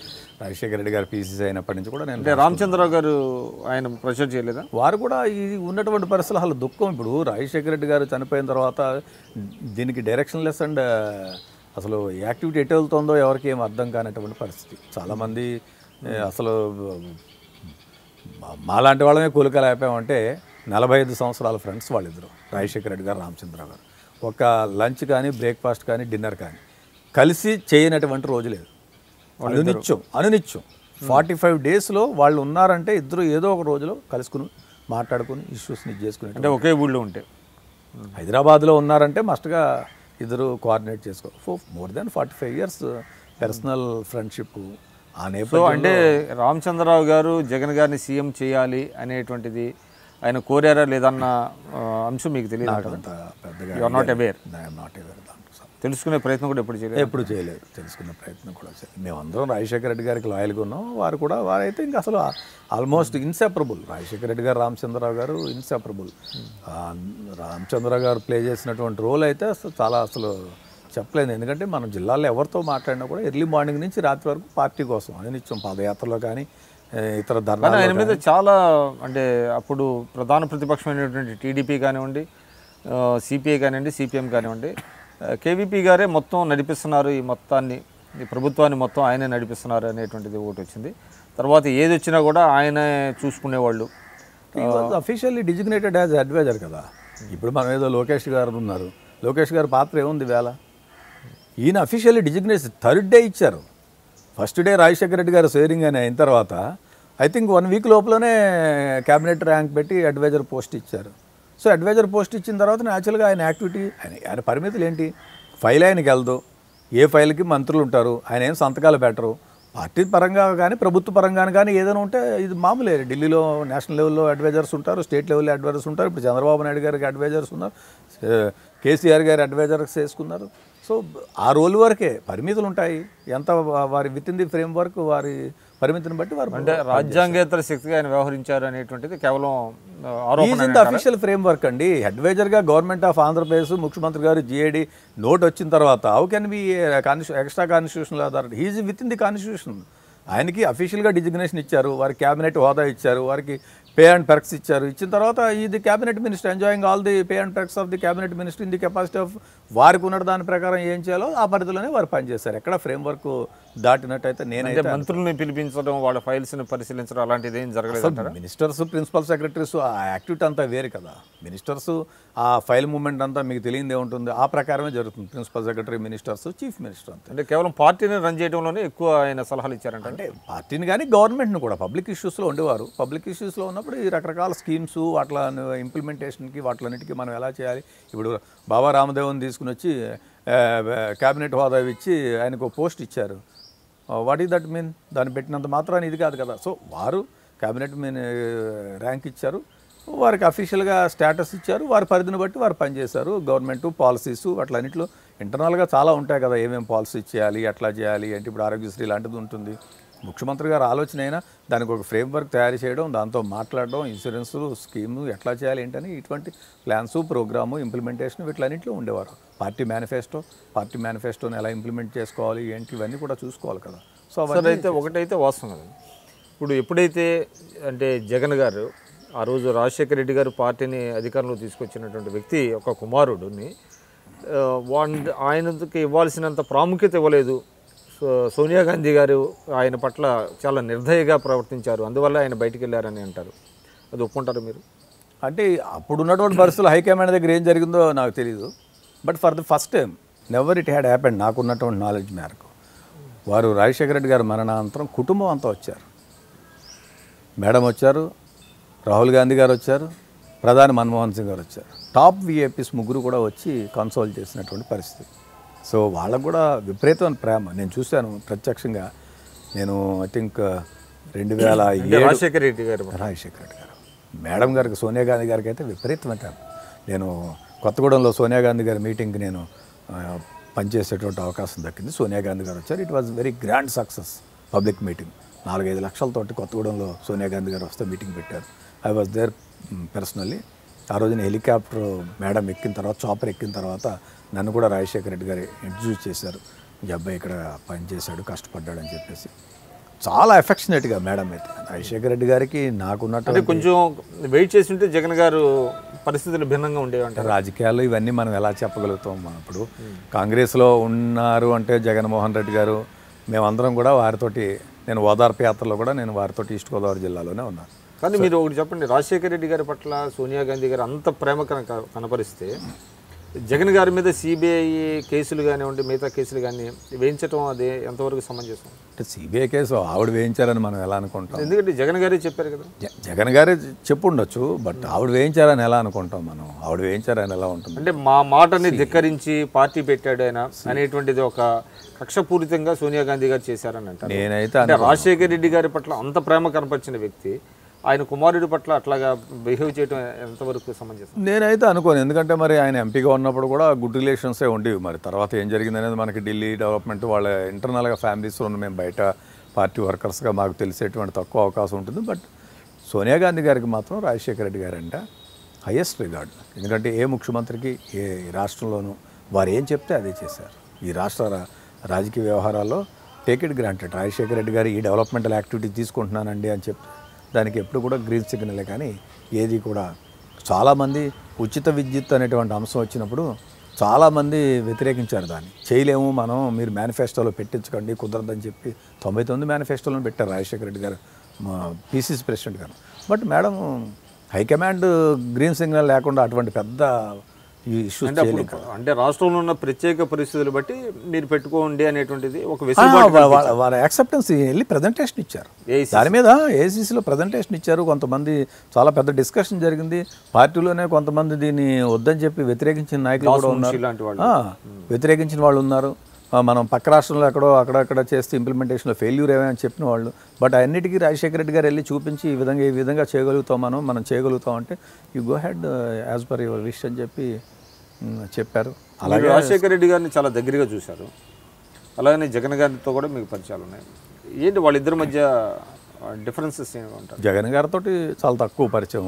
అంటే నేను ఎక్కువగా వారితోటి ఓదార్పు అప్పుడు ఒక 2-3 రోజులు తిరిగాను, కానీ అంత పెద్ద డే టు డే లేప్పుడు రాజశేఖర రెడ్డి గారితో చాలా సంవత్సరాలు. ఆయనలో విశిష్ట లక్షణాలు ఏంటి? రాజశేఖర రెడ్డి గారి అసలు ఆయన is a man with positive nature. అసలు చాలా పాజిటివ్గా ఉండేటువంటి వ్యక్తి, చాలా పాజిటివ్గా ఉండేటువంటి వ్యక్తి, అందరినీ కూడా ఎంకరేజ్ చేయడం. ఆయన దగ్గర ఒక ఆత్మీయత అంతే, అదొక. కానీ ఆయన చాలా మందితో అంటే ఘర్షణలు పడ్డారు. తర్వాత అంటే ఒక ముఠాలు లాంటి అంటే వర్గాలు కానివ్వండి ఏదైనా కూడా ఆయన కూడా మెయింటైన్ చేశారు కదా. ఉండొచ్చు లోకల్ పాలిటిక్స్లో, కానీ మమ్మల్ని చాలా ఎఫెక్షనేట్గా చూసుకున్నారు. మమ్మల్ని ఆయన దగ్గర ఎవరైతే వర్కర్ ఉంటారో, ఆయనకి నేదురుమల్లి జనార్దన్ రెడ్డి గారి వర్గంతో పడేది కాదు, కోట్ల విజయభాస్కర్ రెడ్డి గారి వర్గంతో పడేది కాదు.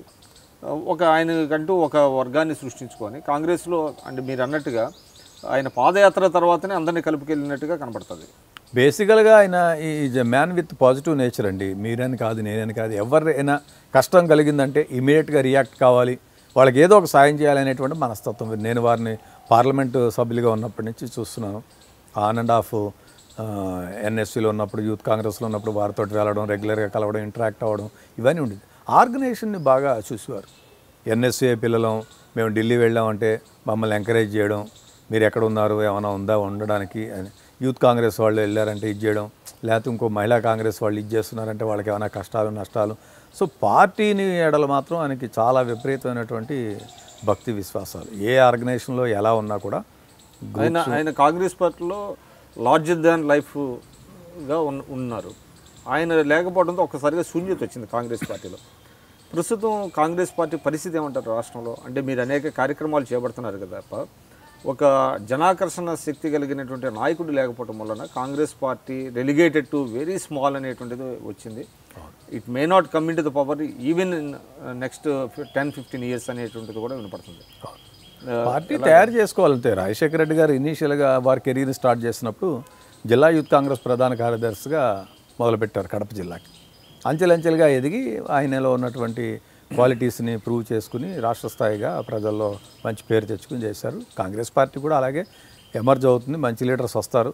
రాజశేఖర రెడ్డి గారి స్ఫూర్తితోటి నెక్స్ట్ జనరేషన్లో ఉన్నటువంటి నాయకులందరూ కూడా పనిచేస్తారు. డెఫినెట్గా దీంట్లో ఏముంటుంది, మంచి అంటే క్యారెక్టర్ ఈజ్ ఇంపార్టెంట్. ప్రతి రాజకీయ నాయకుడికి ఉన్నటువంటి నడవడిక చాలా ముఖ్యం. మంచి నడవడిక, సత్ప్రవర్తన పెట్టుకుని మనం పార్టీ ఇచ్చినటువంటి పాలసీస్, సిద్ధాంతాలు ఉంటాయి, వీటిలన్నింటినీ పెట్టుకున్నట్టు ప్రజలు ఆదరిస్తారు. ఆల్రెడీ పార్టీకి ఇమేజ్ పెరుగుతోంది. లాస్ట్ టైం జరిగినటువంటి ఎన్నిక ఒక ఎమోషన్, సెంటిమెంట్ మీద జరిగింది, డివిజన్ అయినటువంటి దాని మీద. అంతేగాని కాంగ్రెస్ పార్టీ 2004 నుంచి 2014 వరకు పెర్ఫార్మెన్స్ బేసిస్ మీద జరగలేదు.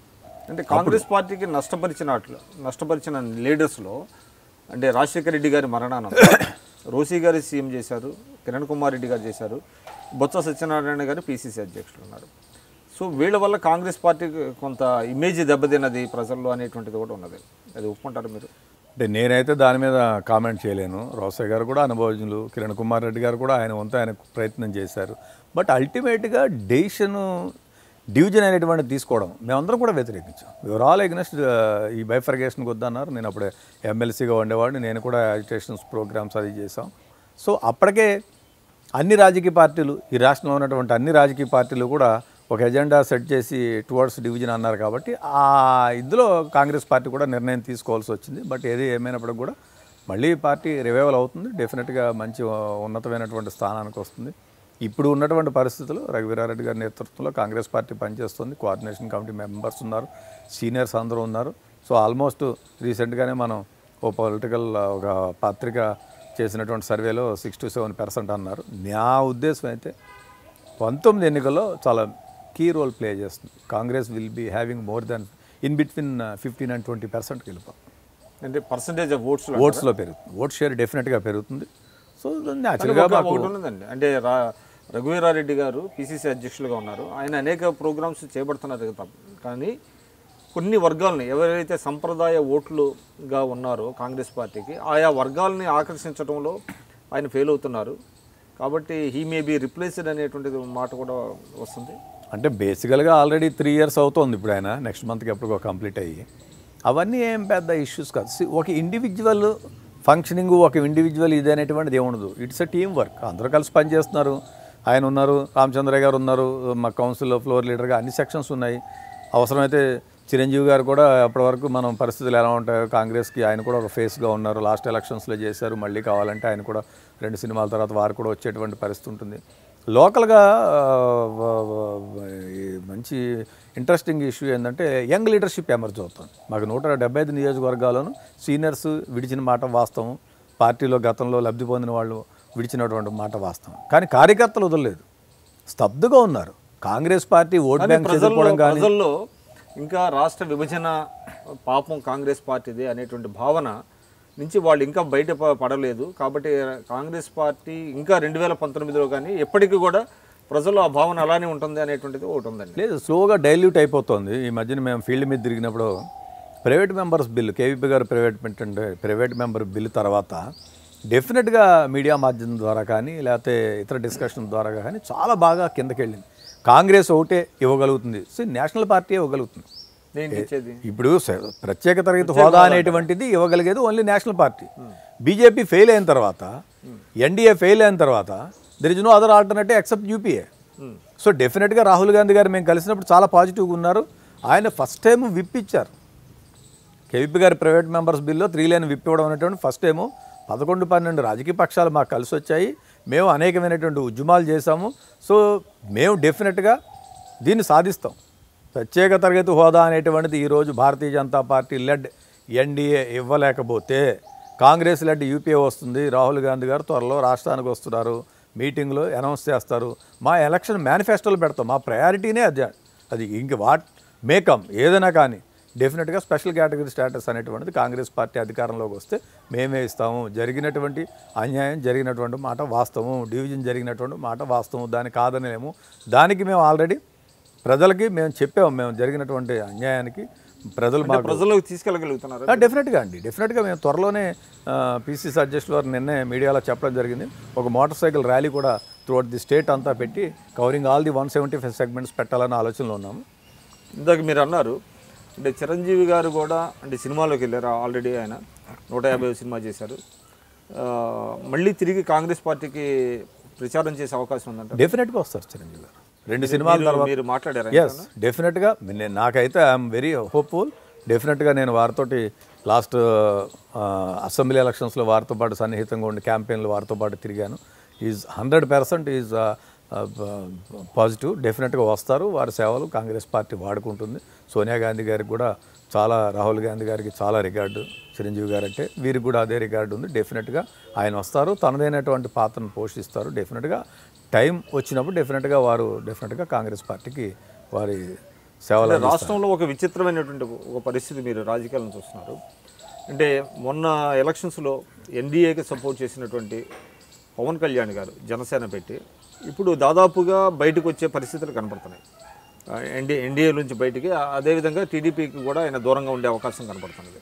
సో ఇటువంటి నేపథ్యంలో అన్ని పార్టీలు కలిసి ఒక వేదిక మీద వచ్చే అవకాశం ఏమైనా ఉందంటారా? అంటే ప్రత్యేక హోదా అనే ఒక అంశం దాదాపుగా అన్ని పార్టీలను కలిపేటటువంటి అవకాశం కనపడుతున్నది. కాంగ్రెస్ పార్టీగా మేము ఆల్రెడీ ప్రత్యేక హోదా అందులోకి అనేటువంటి నినాదంతో పనిచేస్తున్నాం. అనేకమైనటువంటి ఉద్యమాలు చేసాము. ముఖ్యంగా కోటి సంతకాలు. అప్పుడే కాంగ్రెస్ పార్టీ కోటి సంతకాలు ఎక్కడ తేగలుగుతుందంటే మేము కోటి సంతకాలు తీసుకుని వెళ్ళాం. ఇది ప్రజల ఎజెండా, ఈ రాష్ట్రంలో ఉన్నటువంటి యువత ఎజెండా, ఈ రాష్ట్రంలో ఉన్నటువంటి బడుగు బలహీన వర్గాల ఎజెండా. స్పెషల్ కేటగిరీ స్టేటస్ అనేటువంటిది వస్తేనే ఈ రాష్ట్రానికి అభివృద్ధి చెందుతుంది. మిగిలింది ఏదైనా వస్తే అది కాంట్రాక్టర్లకే. ప్యాకేజీలు కానీ, ఫైనాన్షియల్ అసిస్టెన్స్ కానీ ఇదంతా ఎవరికి ఉపయోగం అంటే పేద ప్రజలకు ఏం ఉపయోగం లేదు. ఇప్పుడు స్పెషల్ కేటగిరీ స్టేటస్ వస్తేనే బిల్లులోని అంశాలన్నీ కూడా అభివృద్ధి చెందితేనే, వాటిని మనం ఇంప్లిమెంట్ చేయగలిగితేనే ప్రజలకు వస్తుంది. సో డెఫినెట్గా స్పెషల్ కేటగిరీ స్టేటస్ ఎజెండాగా మేము అంతా వర్క్ చేస్తున్నాం. మేము అందరికీ అప్పీల్ కూడా చేస్తున్నాం. డెఫినెట్గా అందరూ కూడా కామన్ ప్లాట్ఫామ్ మీద మన జగన్ గారు కూడా విశాఖపట్నం వెళ్ళి వచ్చిన తర్వాత వారిని అరెస్ట్ చేసిన తర్వాత హైదరాబాద్ ఎయిర్పోర్ట్లో చెప్పారు, దీని మీద మేము కలిసి వచ్చేటువంటి అన్ని రాజకీయ పార్టీలతో పనిచేస్తామని చెప్పారు. కాంగ్రెస్ పార్టీగా మేము కూడా ఉన్నాం. పవన్ గారు కూడా విజ్ఞప్తి చేస్తున్నాం, ఎందుకంటే ఆయన ఇష్యూని తీసుకున్నారు కాబట్టి వి వెల్కమ్ ఇట్. డెఫినెట్గా సిపిఐ కానీ సిపిఎం కానీ కలిసి వచ్చేటువంటి భావ సారూప్యత కలిగినటువంటి రాజకీయ పక్షాలు అన్నీ కూడా ఇష్యూ ఇంపార్టెంట్ అండి. రాజకీయంగా మన సర్వేవల్ ఏంటి, మనం ఎన్ని సీట్లు గెలుస్తాం, ఎంత పెరుగుతాం, అధికారంలోకి వస్తాం రాదా అనేటువంటిది అది మన కన్జంప్షన్ కోసం. బట్ రాజకీయ పార్టీగా మనం ప్రజలకు ఏదైనా చేయాలనుకున్నప్పుడు ఎజెండాతో వెళ్ళాలి. ఎజెండాలో ఉన్నటువంటి అంశాన్ని మనం సాధించడం కోసం అందరం కలిసి కృషి చేయాలి. మనం పక్కన ఉన్నటువంటి తమిళనాడు చూసే అవకాశం ఉందంటారా వైఎస్ఆర్సీపీకి కాంగ్రెస్కి? అంటే వైఎస్ఆర్సీపీ వాళ్ళు ఏమంటున్నారంటే కాంగ్రెస్తో పొత్తు పెట్టుకుంటే మళ్ళీ మాకే నష్టం జరుగుతుంది ఎన్నికల్లో అంటున్నారు. కొంతమంది కాంగ్రెస్లో వాళ్ళు మాత్రం వైఎస్ఆర్సీపీతో పొత్తు పెట్టుకోకపోతే కాంగ్రెస్ పరిస్థితి కనీసం 1-2 సీట్లు కూడా రావని అంటున్నారు. ఈ నేపథ్యంలో రెండు పార్టీలని దగ్గరికి చేసే ప్రయత్నాలు ఏమైనా జరుగుతున్నాయా? నేను ఐ డోంట్ థింక్ సో. ఇప్పటి వరకు అటువంటిది ఏదైనా జరుగుతుందని నేనైతే అనుకోవటం లేదు. బట్ కాంగ్రెస్ పార్టీకి అధికారం అనేది ఏం కొత్త కాదండి. 14 వరకు కూడా 10 ఏళ్ళు కంటిన్యూస్గా అధికారం చేసాం. స్వాతంత్రం వచ్చినప్పటి నుంచి కూడా అధికారంలో మేము ఇష్యూ బేస్డ్ పాలిటిక్స్. ఇప్పుడు ఉన్నటువంటి పరిస్థితిలో స్పెషల్ కేటగిరీ స్టేటస్ ఉంది.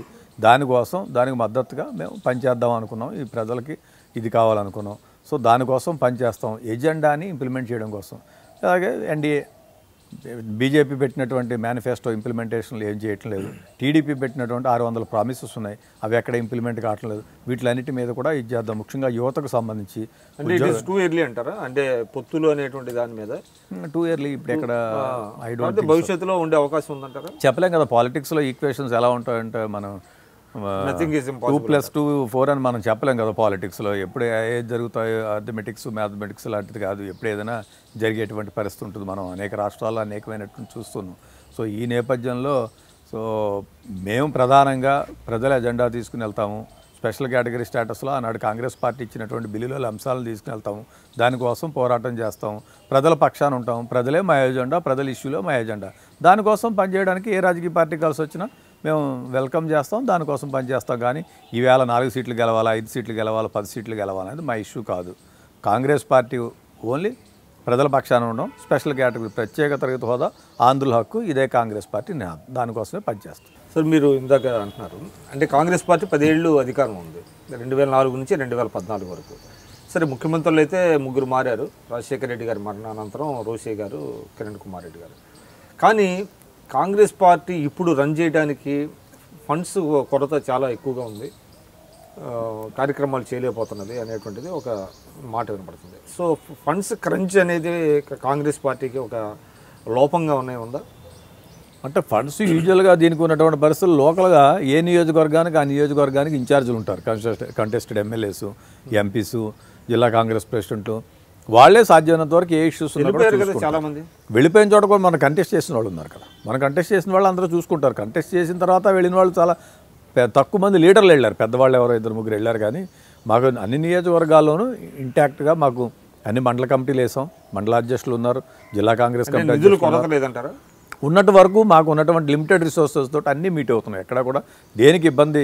పెద్ద పొలిటికల్ పార్టీలు చేయలేనటువంటి తుళ్ళూరులో బ్రహ్మాండమైన మీటింగ్ పెట్టాము. ఇప్పుడు 10వ తారీఖుని 2000 మందితోటి ఒకరోజు సభ జరుపుతున్నాం గుంటూరు జిల్లాలో.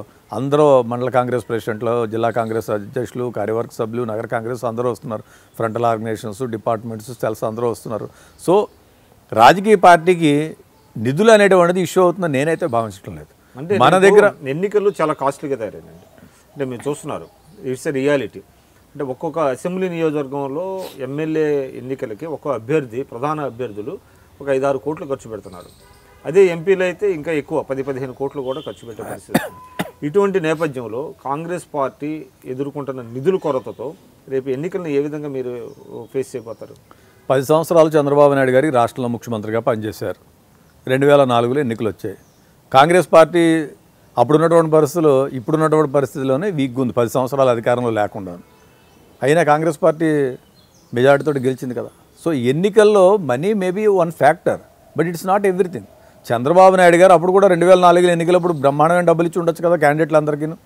అయినా కూడా కాంగ్రెస్ పార్టీ గెలిచిన మేము చాలా తక్కువ పార్టీ ఫండ్ అనేటువంటిది అసలు నెగ్లిజిబుల్ అంత పరిస్థితి ఉంది. సో ఫైనాన్సెస్ అనేటువంటిది ఒక రాజకీయ పార్టీకి కానీ వ్యక్తికి కానీ మనం నిబద్ధత కలిగి మనం పని చేసుకుంటూ పోతూ మన వెల్విషర్సో మన సిద్ధాంతాన్ని నమ్మినవారో లేకపోతే ఇంకొకరో ఏదో అదొక పెద్ద ఇష్యూ అవుతుందో నేనైతే భావించడం లేదు. ఎందుకంటే 2004 మీకు ఎన్నికలే మీకు నిదర్శనం. సో కాంగ్రెస్ పార్టీ కన్నా 3 రెట్లు 4 రెట్లు ఎక్కువ ఇచ్చారు వాళ్ళు అధికారంలో ఉండి కూడా. 2004లో కాంగ్రెస్ గెలిచింది. ప్రజల్లో మార్పు వస్తే ఆటోమేటిక్గా ఇవన్నీ లేదు. ప్రజల్లో మార్పు వస్తుంది. ప్రజల్లో మార్పు వచ్చాక వాళ్ళ ఆలోచన శక్తి పెరుగుతుంది. ఎస్పెషల్లీ సోషల్ మీడియా కానీ ఎలక్ట్రానిక్ మీడియా కానీ ఇవన్నీ పూర్వం అంతా గోప్యంగా ఏమి లేవు, అన్నీ బయటే. ఇప్పుడు తెరిచిన పుస్తకం రాజకీయం అంటే ప్రతిరోజు ఎవ్రీ ఇష్యూ మనకి అన్నీ అర్థమైపోతున్న నేపథ్యంలో finances money may be a factor definitely, but it's not ultimate. మనం డబ్బులు ఉంటేనే రాజకీయాలు చేయగలుగుతాడు. డబ్బుని వాడు నాలాంటి వాళ్ళు కూడా కాంగ్రెస్ పార్టీలో ఈ స్థాయికి వచ్చారు. నాకన్నా తక్కువ నుంచి వచ్చిన వాళ్ళు కూడా ఉంటారు. పెద్ద స్థాయి వాళ్ళు కూడా ఉండొచ్చు. పెద్ద పెద్ద బ్యాక్గ్రౌండ్ ఉండి కుల బలం, ధన బలం, ఆర్థిక బలం ఉన్న వాళ్ళు ఉంటారు. వాళ్ళు ఫెయిల్ అయిన వాళ్ళని కూడా చూసాం మనం. అన్నీ ఉండి తల్లిదండ్రులు తీసుకుని వచ్చి రాజకీయాల్లో బలవంతంగా పెడితే ఎమ్మెల్యేలు మంత్రులు చేసి ఓటర్మో 2 టర్ముల తర్వాత డిజైపేర్ అయినటువంటి పరిస్థితి కూడా కనపడుతుంది. సో మీరు చాలా పర్టినెంట్ పాయింట్ ఇప్పుడు ఒకటి లేవదీశారు. అంటే బలవంతంగా తీసుకొచ్చినా కూడా రాజకీయ లక్షణాలు లేకపోతే, నాయకత్వ లక్షణాలు లేకపోతే వాళ్ళు రాణించలేరు అనేటువంటిది ఇట్స్ ఎ ఫ్యాక్ట్. ఇప్పుడు ఎగ్జాక్ట్గా రాహుల్ గాంధీ గారి విషయంలో అదే జరుగుతుంది అనేటువంటిది సర్వత్రా ఉంది. అంటే ఆయన ఒక వారసత్వంగా వచ్చారు. రాజీవ్ గాంధీ గారి సన్నుగా, సోనియా గాంధీ గారి సన్నుగా వచ్చారు. ఆయనకి నాయకత్వ లక్షణాలు లేవు. ఎందుకంటే ఆయన ఉన్న అవకాశాలను సరిగా వినియోగించుకోవటం లేకపోతున్నారు అనేటువంటిది ఎక్కువ విమర్శలు బాగా వినపడుతున్నాయి. ఆయన నాయకత్వంలో కాంగ్రెస్ పార్టీ రివైవ్ అవ్వటం కష్టం కాబట్టి ప్రియాంక గాంధీ లాంటి వాళ్ళు తీసుకురావాలనేటువంటిది ఒక డిమాండ్ కూడా వినపడుతుంది కదా. బేసికల్గా రాహుల్ గాంధీ గారు, నేను వారిని 1-to-1 3-4 సార్లు కలిశాను. చాలా ఎక్కువసేపు కూర్చున్నాను, 20-25 నిమిషాలు అలా కూర్చున్నాను. సాఫ్ట్ నేచర్డ్, వెల్ బిహేవ్డ్, చాలా డిగ్నిఫైడ్, పూర్. చాలామంది ప్రజలకు ఏంటంటే మీడియా ద్వారా, ఎస్పెషల్లీ సోషల్ మీడియా ద్వారా భారతీయ జనతా పార్టీ ఆర్ఎస్ఎస్ వాళ్ళు కావాలని కాంగ్రెస్ పార్టీని ఏదో విధంగా దెబ్బ కొట్టాలని ప్రయత్నం చేస్తున్నారు. ఈ దేశానికి గొప్ప నాయకుడు రాహుల్ గాంధీ గారు. మాట్లాడిన వాడే నాయకుడు, అహభావాలు ఉన్నవాడే నాయకుడు, యతి ప్రాస చెప్పగలిగిన వాడే నాయకుడు అనుకుంటే అది అవివేకం. అంటే మీరు మోడీ గారు హార్ట్ టు హార్ట్ ఎవరి గురించైనా, మోడీ గారి గురించి కానీ రాష్ట్రంలో వెంకయ్య నాయుడు గారి గురించి కానీ ఎవరి గురించైనా మాట నేను అనేది ఏంటంటే కన్సర్న్ ఉండాలి. లీడర్ అనేవాడికి కన్సర్న్ ఉండాలి.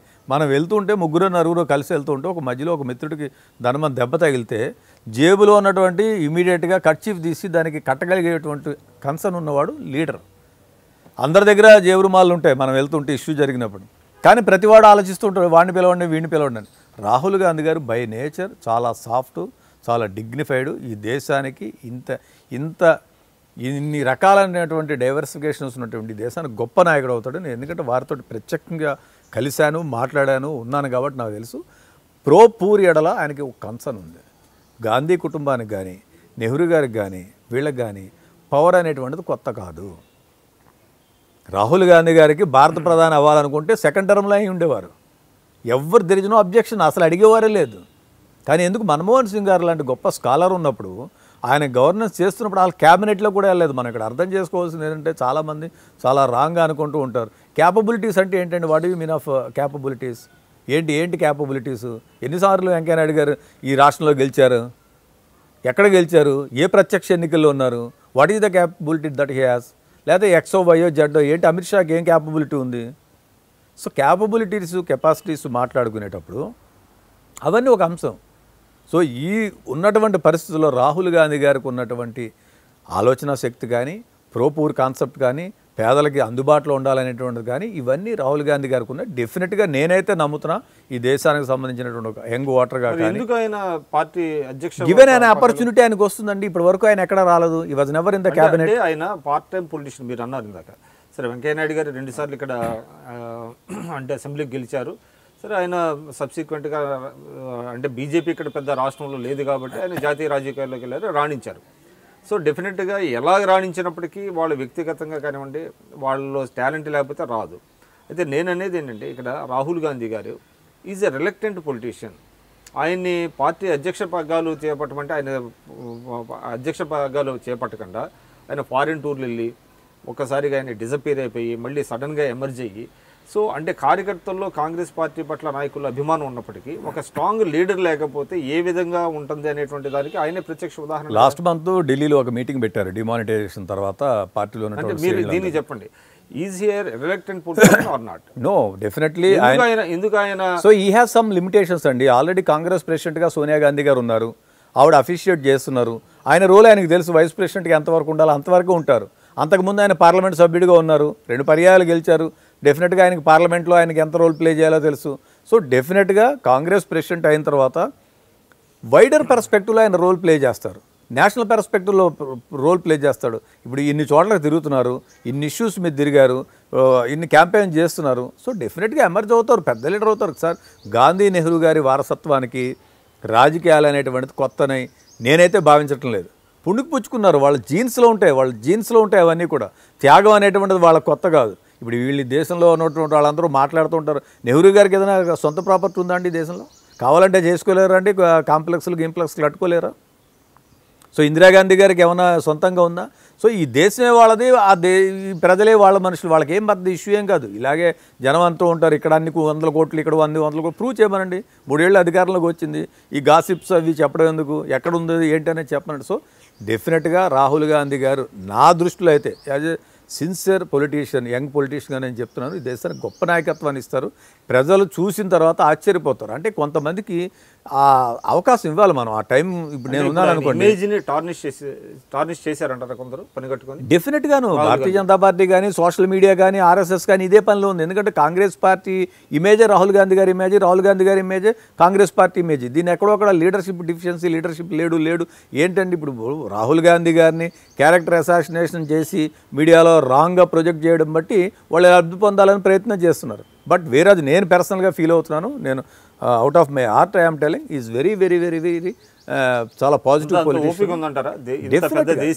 డెఫినెట్గా లేకపోతే పార్టీని రన్ చేసే శక్తి ఆయనలో ఉందా? డెఫినెట్గా చేస్తారు సార్, డెఫినెట్గా చేస్తారు. ఇది దేశం ఇంట్రెస్ట్, వారు కావాలనుకున్నా అనుకోకపోయినా ఈ దేశం ఇంట్రెస్ట్. కానీ ఆయనకి పెక్యులర్ అభిప్రాయాలు కొన్ని ఉన్నాయి. అంటే ఉదాహరణకి 60 సంవత్సరాలు దాటిన వాళ్ళు ఎవరు కూడా ఉండాల్సిన అవసరం లేదు పార్టీలో, అవసరం లేదనేది, కీలకమైనటువంటి పదవుల్లో ఉండాల్సిన అవసరం లేదు, ఇలాంటివన్నీ ఆయన చెప్పుకొస్తున్నారు. There is a confrontation. ఇప్పుడు యంగ్ లీడర్షిప్ రావాలనేటువంటి ఇష్యూ జరుగుతుంది దేశవ్యాప్తంగా. మన దగ్గర ఉన్నప్పుడు సీనియర్ లీడర్షిప్ ఉంది. నేను ఓల్డ్ అన్ను, సీనియర్ లీడర్స్ యొక్క ఎక్స్పీరియన్సెస్ తీసుకుని యంగ్ లీడర్షిప్ని తీసుకురావాలి. ఎక్కడో ఇప్పుడు రకరకాల ఆలోచనలు చేస్తున్నారు ఇన్స్టిట్యూషన్స్లో. NSA, students Congress, it's a platform to enter in politics. నా కెరియర్ నేను అనుకున్నప్పటి నుంచి లా చదువుకుని రాజకీయాల్లోకి రావాలనుకున్నాను. నాకు కులబలం లేదు, ధనబలం లేదు. నేను మిడిల్ క్లాస్ ఫ్యామిలీ. మా ఫాదర్ ఒక చిన్న గవర్నమెంట్ పంచాయతీరాజ్ డిపార్ట్మెంట్లో ఉద్యోగస్తులుగా ఉండేవారు. అటువంటిది నేను కాంగ్రెస్ పార్టీ నాకు ఇవాళ ఇంత స్పేస్ ఇచ్చింది కదా. అలా నాలా కొన్ని 100 మందికి స్పేస్ ఇచ్చింది. సో ఎక్కడొక్కడ ఎన్ఎస్ఏని స్ట్రెంగ్తన్ చేయడం ద్వారానో, యూత్ కాంగ్రెస్ని స్ట్రెంగ్తన్ చేయడం ద్వారానో కొత్త లీడర్షిప్ని తీసుకురావాలనుకున్నారు. మేము ఉన్నటువంటి ఒకటండి, అంటే భారత రాజకీయాల్లో, సంప్రదాయ రాజకీయాల్లో ప్రవేశించే నాటికి చాలామంది కూడా 40 ఏళ్ళు 50 ఏళ్ళకే వస్తున్నారు తప్ప ఎక్కువ 25 ఏళ్ళకి 35 ఏళ్ళకి రాజకీయాల్లోకి వచ్చేవాళ్ళు చాలా తక్కువ, అంటే యాజ్ ఎ ప్రొఫెషన్గా. సో ఇటువంటి పరిస్థితుల్లో ఆయన నాకు 50 సంవత్సరాలు మించితే లీడర్లు అవసరం లేదు, వాళ్ళంతా పక్క తప్పుకోవాలి, ఇటువంటి భావజాలం భారతదేశానికి కరెక్టేనంటారా? అంటే it should be a combination. That's what they are working out. Seniors అందరికీ రెస్పెక్ట్ ఇస్తారు. ఆయన అన్నది 60 కూడా కాదు, 70 సంవత్సరాలు చెప్తున్నారు. సో ఏమవుతుందంటే ఫర్ ఏజెస్ టుగెదర్ చాలామంది పార్టీలో ఉండిపోతున్నారు. సెకండ్ జనరేషన్ మీకు రావాలనుకోండి, అంతే కదా, న్యాచురల్గా కదా. ఇప్పుడు మీరు ఒక నియోజకవర్గం ఉంటుంది సార్, ఆ నియోజకవర్గానికి 4 సార్లు 5 సార్లు 6 సార్లు సీట్ ఇచ్చారు సార్. సీట్ ఇచ్చిన తర్వాత ఇంకో కొత్త వ్యక్తి తయారు కావాలంటే మీరే చెప్తారు. ఇదే సమాజం చెప్తుంది, యంగ్ లీడర్షిప్ ఉండాలి, గొప్ప మంచి కొత్త వాళ్ళు తయారు కావాలి. మీరు ఇదే మనం 5 సార్లు ఒక నియోజకవర్గం ఇస్తే 35 సంవత్సరాలు వారు ఎమ్మెల్యే చేస్తారు. గెలిచారా అనుకోండి, మనం ఏం కాదంటలేదు. గెలిచిన వాళ్ళకి తీయడానికి లేదు, రిపీట్ చేస్తాం. ఇంక మీకు కొత్త అవకాశం వచ్చే ఆలోచన ఎక్కడ ఉంటుంది, కొత్త లీడర్షిప్ ఎక్కడ వస్తుంది, కొత్త ఆలోచనలు ఎక్కడ వస్తాయి. ఇప్పుడు నేనున్నాను, ఐఎమ్ ఏ ట్రెడిషనల్ పొలిటీషియన్. ఇప్పుడున్నటువంటి హైటెక్ యుగానికి పాతదానికి మధ్యలో ఉన్నటువంటి వాడు నేను. ఇప్పుడు ఉన్నటువంటి వాళ్ళు మనకన్నా కూడా చాలా బాగా పనిచేస్తున్న వాళ్ళు ఉన్నారు, షార్ప్గా పనిచేస్తున్నారు. అంటే blend of young and old న్యాచురల్గా కదా. ఇప్పుడు నెక్స్ట్ జనరేషన్ వాళ్ళు ఉన్నారు అనుకున్నా, అంతా సాఫ్ట్వేర్, హైటెక్, ల్యాప్టాప్, ఐప్యాడ్, అంతా ఈ టెక్నాలజీ ఇదంతా మారిపోతున్నటువంటి నేపథ్యంలో మారవలసినటువంటి అవసరం ఉంది. ట్రెడిషనల్ లీడర్స్ ఉండాలి, రైతులు, సమస్యలు, ప్రజలు వాటి పట్ల ఉండాలి, టెక్నాలజీ సపోర్ట్ ఉండాలి. వీటిలన్నింటినీ కలిసి అంత మెచ్యూరిటీ లేదు. ఇటీవల ఒక అంటే డిమానిటైజేషన్ మీద పార్లమెంట్లో జరిగినటువంటి చర్చ సందర్భంగా అన్ని రాజకీయ పక్షాలు ప్రధానమంత్రి గారిని నిలదీస్తున్నటువంటి నేపథ్యంలో రాహుల్ గాంధీ గారు యూపీ రైతులను కొంతమందిని తీసుకెళ్లి ప్రధాని దగ్గరికి తీసుకెళ్లారు. మోస్ట్ ఇమ్మెచ్యూర్డ్గా బిహేవ్ చేశాడు అనేటువంటిది ఒక వైడ్ స్ప్రెడ్ ఈ విత్ ఇన్ ది కాంగ్రెస్ పార్టీలో కూడా వచ్చింది. అది ఏం జరిగిందంటే నేను వెళ్ళాను, ఉత్తరప్రదేశ్లో ఆయన కాట్ సభ అని చేశారు. ఒక అన్ని నియోజకవర్గాల్లోనూ కాట్ సభ రైతుల దగ్గర తీసుకున్నప్పుడు ప్రధానమైనటువంటి ఎజెండాగా రైతుల యొక్క రుణమాఫీ వచ్చింది. అదే రైతుల యొక్క రుణమాఫీని ఇప్పుడు మీరు ఏదైతే అన్నారో దాన్ని భారతీయ జనతా పార్టీ వేళ మేనిఫెస్టోలో పెట్టింది. ఈయనకి మెచ్యూరిటీ లేకపోతే వాళ్ళు ఎందుకు పెట్టాలి? ప్రధానమైనటువంటి సమస్య ఉత్తరప్రదేశ్లో రైతులు ఎదుర్కొంటున్నటువంటి సమస్య 60 నుంచి 70% గ్రామీణ ప్రాంతాల్లో ప్రజలు రైతాంగంగా ఉన్నటువంటి ఈ దేశంలో కానీ ఉత్తరప్రదేశ్లో కానీ there is no other alternative employment for them. దాన్ని ఇష్యూగా తీసుకుని వెళ్ళి ఒక డెలిగేషన్ తీసుకుని వెళ్ళారు. సార్ ఇష్యూ డిమానిటైజేషన్ ఇప్పుడు ముఖ్యమంత్రి గారు ఉంటారు రాష్ట్రంలో, ముఖ్యమంత్రి గారిని అనేకమైనటువంటి సందర్భాల్లో మనం విమర్శిస్తాం. ఇదే ఒక రాష్ట్రానికి ఏదైనా విపత్తు జరిగినప్పుడు మనం అందరం ఒకటే. ఈ రాష్ట్రంలో ఉన్నటువంటి తమిళనాడు ఇష్యూ చూసుకోండి సార్, తమిళనాడు ఇష్యూ పక్కన జరిగింది. అన్ని రాజకీయ పార్టీలు కానీ మేధావులు కానీ జర్నలిస్టులు కానీ సినిమా వాళ్ళు కానీ అందరూ ఒకటే అయిపోయారు వాళ్ళ ఇష్యూ వాళ్ళ సెంటిమెంట్ వచ్చినప్పుడు. అలాగే ఆంధ్రప్రదేశ్లో కూడా ఏదైనా ఇష్యూ వచ్చింది అనుకోండి మనం అందరం ఒకటే అవ్వాల్సినటువంటి పరిస్థితి ఉంటుంది. ఉత్తప్పుడు మనలో మనం ప్రజాస్వామ్యంలో ప్రతిపక్ష పార్టీగా మన రోల్ ఏంటి? డిమానిటైజేషన్ మీద బ్రహ్మాండంగా ఇచ్చేశారు, మాట్లాడారు. ఆయన 1, 2, 3, 4 ఎలిగేషన్ చేశారు. ఇప్పటివరకు ప్రధానమంత్రి ఏ ప్రధానమంత్రి అయినా ఎలిగేషన్ నీ మీద కరప్షన్ ఉంది, నీది పలానా బుక్లో ఇప్పుడు ఎల్కే అద్వానీ గారి పేరు ఎల్కే అని ఉంది జేఎన్ డైరీలో. Owning moral responsibility has resigned for the Lok Sabha seat. మళ్ళీ కంటెస్ట్ చేశారు. సో ఇప్పటివరకు ఈయన 1, 2, 3, 4 స్పెసిఫిక్ ఎలిగేషన్ చేసి పలానా కంపెనీ వాడిని ఇచ్చామని చెప్పారు, మీ పేర్లు ఇన్నిసార్లు ఉన్నాయని చెప్పారు. ఇవన్నీ ఎలిగేషన్ చేసినప్పుడు దాన్ని ఏమైనా డినై చేశారా? ఓన్ చేసుకున్నారా? Is it not the responsibility of the prime minister of India? So ఇటువంటి ప్రధానమంత్రి ఉన్నటువంటి నేపథ్యంలో రాహుల్ గాంధీ గారు ఏం చేశారు? ఆ ఇష్యూయే ఇది రైతుల ఇష్యూ. డెలిగేషన్ లీడ్ చేయాలనుకున్నారు, కాట్ సభకి ఆయన వెళ్ళారు, పర్సనల్గా ఆయన అన్ని అడ్రస్ చేశారు. సో ఆయనకే ఐడియా ఉంటుంది. ఇప్పుడు నేను ఫీల్డ్ మీద తిరిగితే నాకు ఐడియా ఉంటుంది. తప్పు కాదంటారు. తప్పు ఎలా ఉంది సార్? దాన్ని ఎజెండాగా పెడితే భారతీయ జనతా పార్టీ వాళ్ళ ఎలక్షన్ మేనిఫెస్టోలో ఈ దేశంలో ఎక్కడా కూడా భారతీయ జనతా పార్టీ ఎప్పుడు కూడా ఇటువంటి మాఫీలకు కానీ వాటిలకు కానీ వాళ్ళు మేనిఫెస్టోలో పెట్టలేదు. మరి ప్రియాంక గాంధీ గారిని రాజకీయాల్లో తేవాలనేటువంటి డిమాండ్ ఎందుకు వస్తుందంటారు? డెఫినెట్గా న్యాచురల్గా ప్రియాంక గాంధీ అనేటువంటి ఆవిడల్లో ఇందిరాగాంధీ గారిని చూస్తున్నారు జనం అంతా కూడా. సో న్యాచురల్గా ఇందిరాగాంధీ గారి పోలికలు అవి ఉన్నాయి కాబట్టి వాళ్ళిద్దరు వాళ్ళు ఒకరొకరు సప్లిమెంట్. ఇప్పుడైతే నేషనల్ పాలిటిక్స్లో కూడా ఉన్నారు కాబట్టి ఆమె వచ్చే అవకాశం ఉంది. నేను అనుకుంటా 19 ఎన్నికల వరకు ఏమైనా వచ్చే అవకాశం ఉంటుందేమో. ఇప్పుడైతే ఇమ్మీడియట్గా రారు. ఇప్పుడు కూడా మన ఉత్తరప్రదేశ్లో కూడా క్యాంపెయిన్ చేస్తారా ఇది అని మళ్ళీ లాస్ట్లో కన్ఫైన్ టు ఓన్లీ 2 సెగ్మెంట్స్ అన్నారు. బట్ డెఫినెట్గా ఆవిడ రాజకీయాల్లోకి వస్తారు, ఉంటారు. సోనియా గాంధీ గారి ప్లేస్లో ఆవిడ పార్లమెంట్ సభ్యురాలుగా కంటెస్ట్ చేస్తారు. జాతీయ రాజకీయాల్లో క్రియాశీలకమైన పాత్ర పోస్తారు. సార్ కాంగ్రెస్ పార్టీకి వాళ్ళ ఆవశ్యకత చాలా ఉంది. రాహుల్ గాంధీ గారు కానీ సోనియా గాంధీ గారు కానీ ప్రియాంక గాంధీ గారు కానీ, ఎందుకంటే ఫ్యామిలీ వాళ్ళు సాక్రిఫైస్ చేసినటువంటి ఫ్యామిలీ సార్. 10 సంవత్సరాలు ప్రధానమంత్రి ఊర్లో చిన్న కర్ణం ఉద్యోగాన్ని వదులుకోవాలంటే ఎవడు వదులుకునేటువంటి ఈ నేపథ్యంలో 10 సంవత్సరాలు ఆవిడ అందరూ ప్రధానమంత్రి చేస్తారంటే ఎవరు కాదనేవారు? అదేవిధంగా రాహుల్ గాంధీ గారి క్యాబినెట్లో కూడా రాకుండా, మంత్రివర్గంలోకి తీసుకోకుండా, ప్రధానమంత్రి తీసుకోకుండా, సో డెఫినెట్గా వాళ్ళ త్యాగం ఏదైతే ఉందో దాన్ని డెఫినెట్గా కాంగ్రెస్ మళ్ళీ ఒక రాష్ట్ర రాజకీయాలకు వద్దామండి. అంటే ఇప్పుడు మీరు అంటున్నారు కాంగ్రెస్ పార్టీ రివైవ్ అయ్యే పరిస్థితిలో ఉంది, ఓట్ల శాతం కూడా పెరుగుతుందనేది ఇటీవల సర్వేలో తేలిందనేది. కానీ ఇక్కడ అధికార తెలుగుదేశం మాత్రం కాంగ్రెస్ పార్టీని పూర్తిగా ఇగ్నోర్ చేస్తుంది. అంటే మీరు ఎటువంటి కార్యక్రమాలు చేసినా, ఎటువంటి విమర్శలు చేసినా కూడా వాళ్ళ నుంచి అసలు రెస్పాన్సే ఉండట్లేదు. అది మీరు గమనించారా? అంటే వాళ్ళతోటి మాకేముంటుంది? మాది ఇందాక నేను చెప్పాను మీకు, ప్రజా ఎజెండా, స్పెషల్ కేటగిరీ స్టేటస్ ఉంది. స్పెషల్ కేటగిరీ స్టేటస్ అది ఇష్యూ కాదని చెప్పమనండి ఆయన. ఇదే అంటే నేను అనేది ఏంటంటే మీరు ఎటువంటి ప్రోగ్రాంలు చేసినా, ఎటువంటి విమర్శలు చేసినా Congress party is a non entity, అంటే అసలు ఎగ్జిస్టెన్స్ లేదు అనేటువంటి ధోరణిలో అధికార పక్షం ఉన్నప్పుడు మీరు మీ స్టాక్ని ఏ విధంగా పెట్టుకోగలుగుతారు? డెఫినెట్గా ప్రజలే మా స్టాక్ అండి. మేము చేస్తున్నటువంటి ఇష్యూస్ అన్నిటికీ కూడా ఒక అర్థం ఉంది, ఒక టార్గెటెడ్ గ్రూప్ ఉంది, ఇక్కడ నష్టపోయినటువంటి ప్రజలు ఉన్నారు. వాళ్ళే మాకు ఆటోమేటిక్గా ఇప్పుడు ఇన్ని సెక్షన్స్ ఉన్నాయి సమాజంలో. ఏ సెక్షన్కి ఇప్పుడు ఈయన చేయగలుగుతున్నారు? 600 ఎన్నికల హామీలు ఇచ్చారు. 600 ఎన్నికల హామీలు ఇచ్చినప్పుడు మీరు అనేకమైనటువంటి కులాలను తీసుకుని ఎస్టీలుగా కొంతమంది చేస్తా అన్నారు, బీసీలుగా కొంతమంది చేస్తా అన్నారు, లేకపోతే ఇంకో దాంట్లో ఇంకొకటి పెడతా అన్నారు. ఆ ఇంప్లిమెంటేషన్ గురించి అడుగుతున్నాం. ఆ సామాజిక వర్గాల కోసం మీరు మేనిఫెస్టోలో పెట్టింది. ఇప్పుడు కాపుల ఇష్యూ ఉంది, కాంగ్రెస్ పార్టీ దాన్ని అఫీషియల్గా మేము మేనిఫెస్టోలో పెట్టాము. మా నుంచి ఒక సెల్ కాన్స్టిట్యూట్ చేసాము, ఒక ఎక్స్ఎమ్మెల్యేని దానికి ఇన్ఛార్జిగా పెట్టాము. మా జిల్లా ప్రెసిడెంట్లు వాళ్ళందరూ ఉన్నారు, general secretary incharge Digvijay Singh గారు మీటింగ్ వచ్చారు. It's a public issue. కానీ మీరు 10 ఏళ్ళు అధికారంలో ఉన్నప్పుడు కాపులను బీసీలో చేర్చకుండా ఇప్పుడు కాపుల గురించి మీరు కూడా ఫైట్ చేయడంలో మేము విజయభాస్కర్ రెడ్డి గారి టైంలోనే దానికి జీవో ఇవ్వడం జరిగింది. ఆవేళ ఉన్నటువంటి పరిస్థితుల్లో ఆవేళ ఇది ఇష్యూ కాలేదు. ఎప్పుడు కూడా ఇంత పెద్ద ఉద్యమం రాలేదు. ఉద్యమం వచ్చినా దాన్ని ఇది చేయలేదు. ఒకసారి విజయభాస్కర్ రెడ్డి గారి టైంలో ఉన్నప్పుడు జీవో ఇచ్చారు. దాని తర్వాత జరిగినటువంటి కన్సిక్వెన్స్ మిగిలిన గవర్నమెంట్లన్నీ వాళ్ళే ఉన్నారు. కాంగ్రెస్ పార్టీ అధికారంలోకి వచ్చినప్పుడు మేము కూడా దానికి సర్వే కోసం దానికి ఇచ్చేయడం జరిగింది. దానికి కొంత అమౌంట్ ఇచ్చేయడం జరిగింది. దానికి జనాభా లెక్కలకు దానికి కొంత ఫండ్స్ అది అలకేట్ చేయడం జరిగింది. బట్ ఎన్నికల మేనిఫెస్టోలో పెట్టి డిబేట్ అయ్యాడు కాబట్టి వీళ్ళు ఉద్యమం చేస్తున్నారు. దానికి మేము మద్దతు ప్రకటించాము. మేము వీఆర్ ఫర్ ఇంప్లిమెంటేషన్. అదేవిధంగా అనేకమైనటువంటి ఇష్యూస్ ఉన్నాయి. రజకులకు సంబంధించిన ఇష్యూస్ ఉన్నాయి, లేకపోతే రకరకాల ఇష్యూస్ ఉన్నాయి. ఇష్యూ బేస్డ్గానే మేము ఇది చేస్తున్నాం. మేము అనేది ఏంటంటే వాళ్ళు ఇచ్చినటువంటి మేనిఫెస్టో ఏది ఉందో దాన్ని ఇంప్లిమెంట్ చేయమని అడుగుతున్నాం.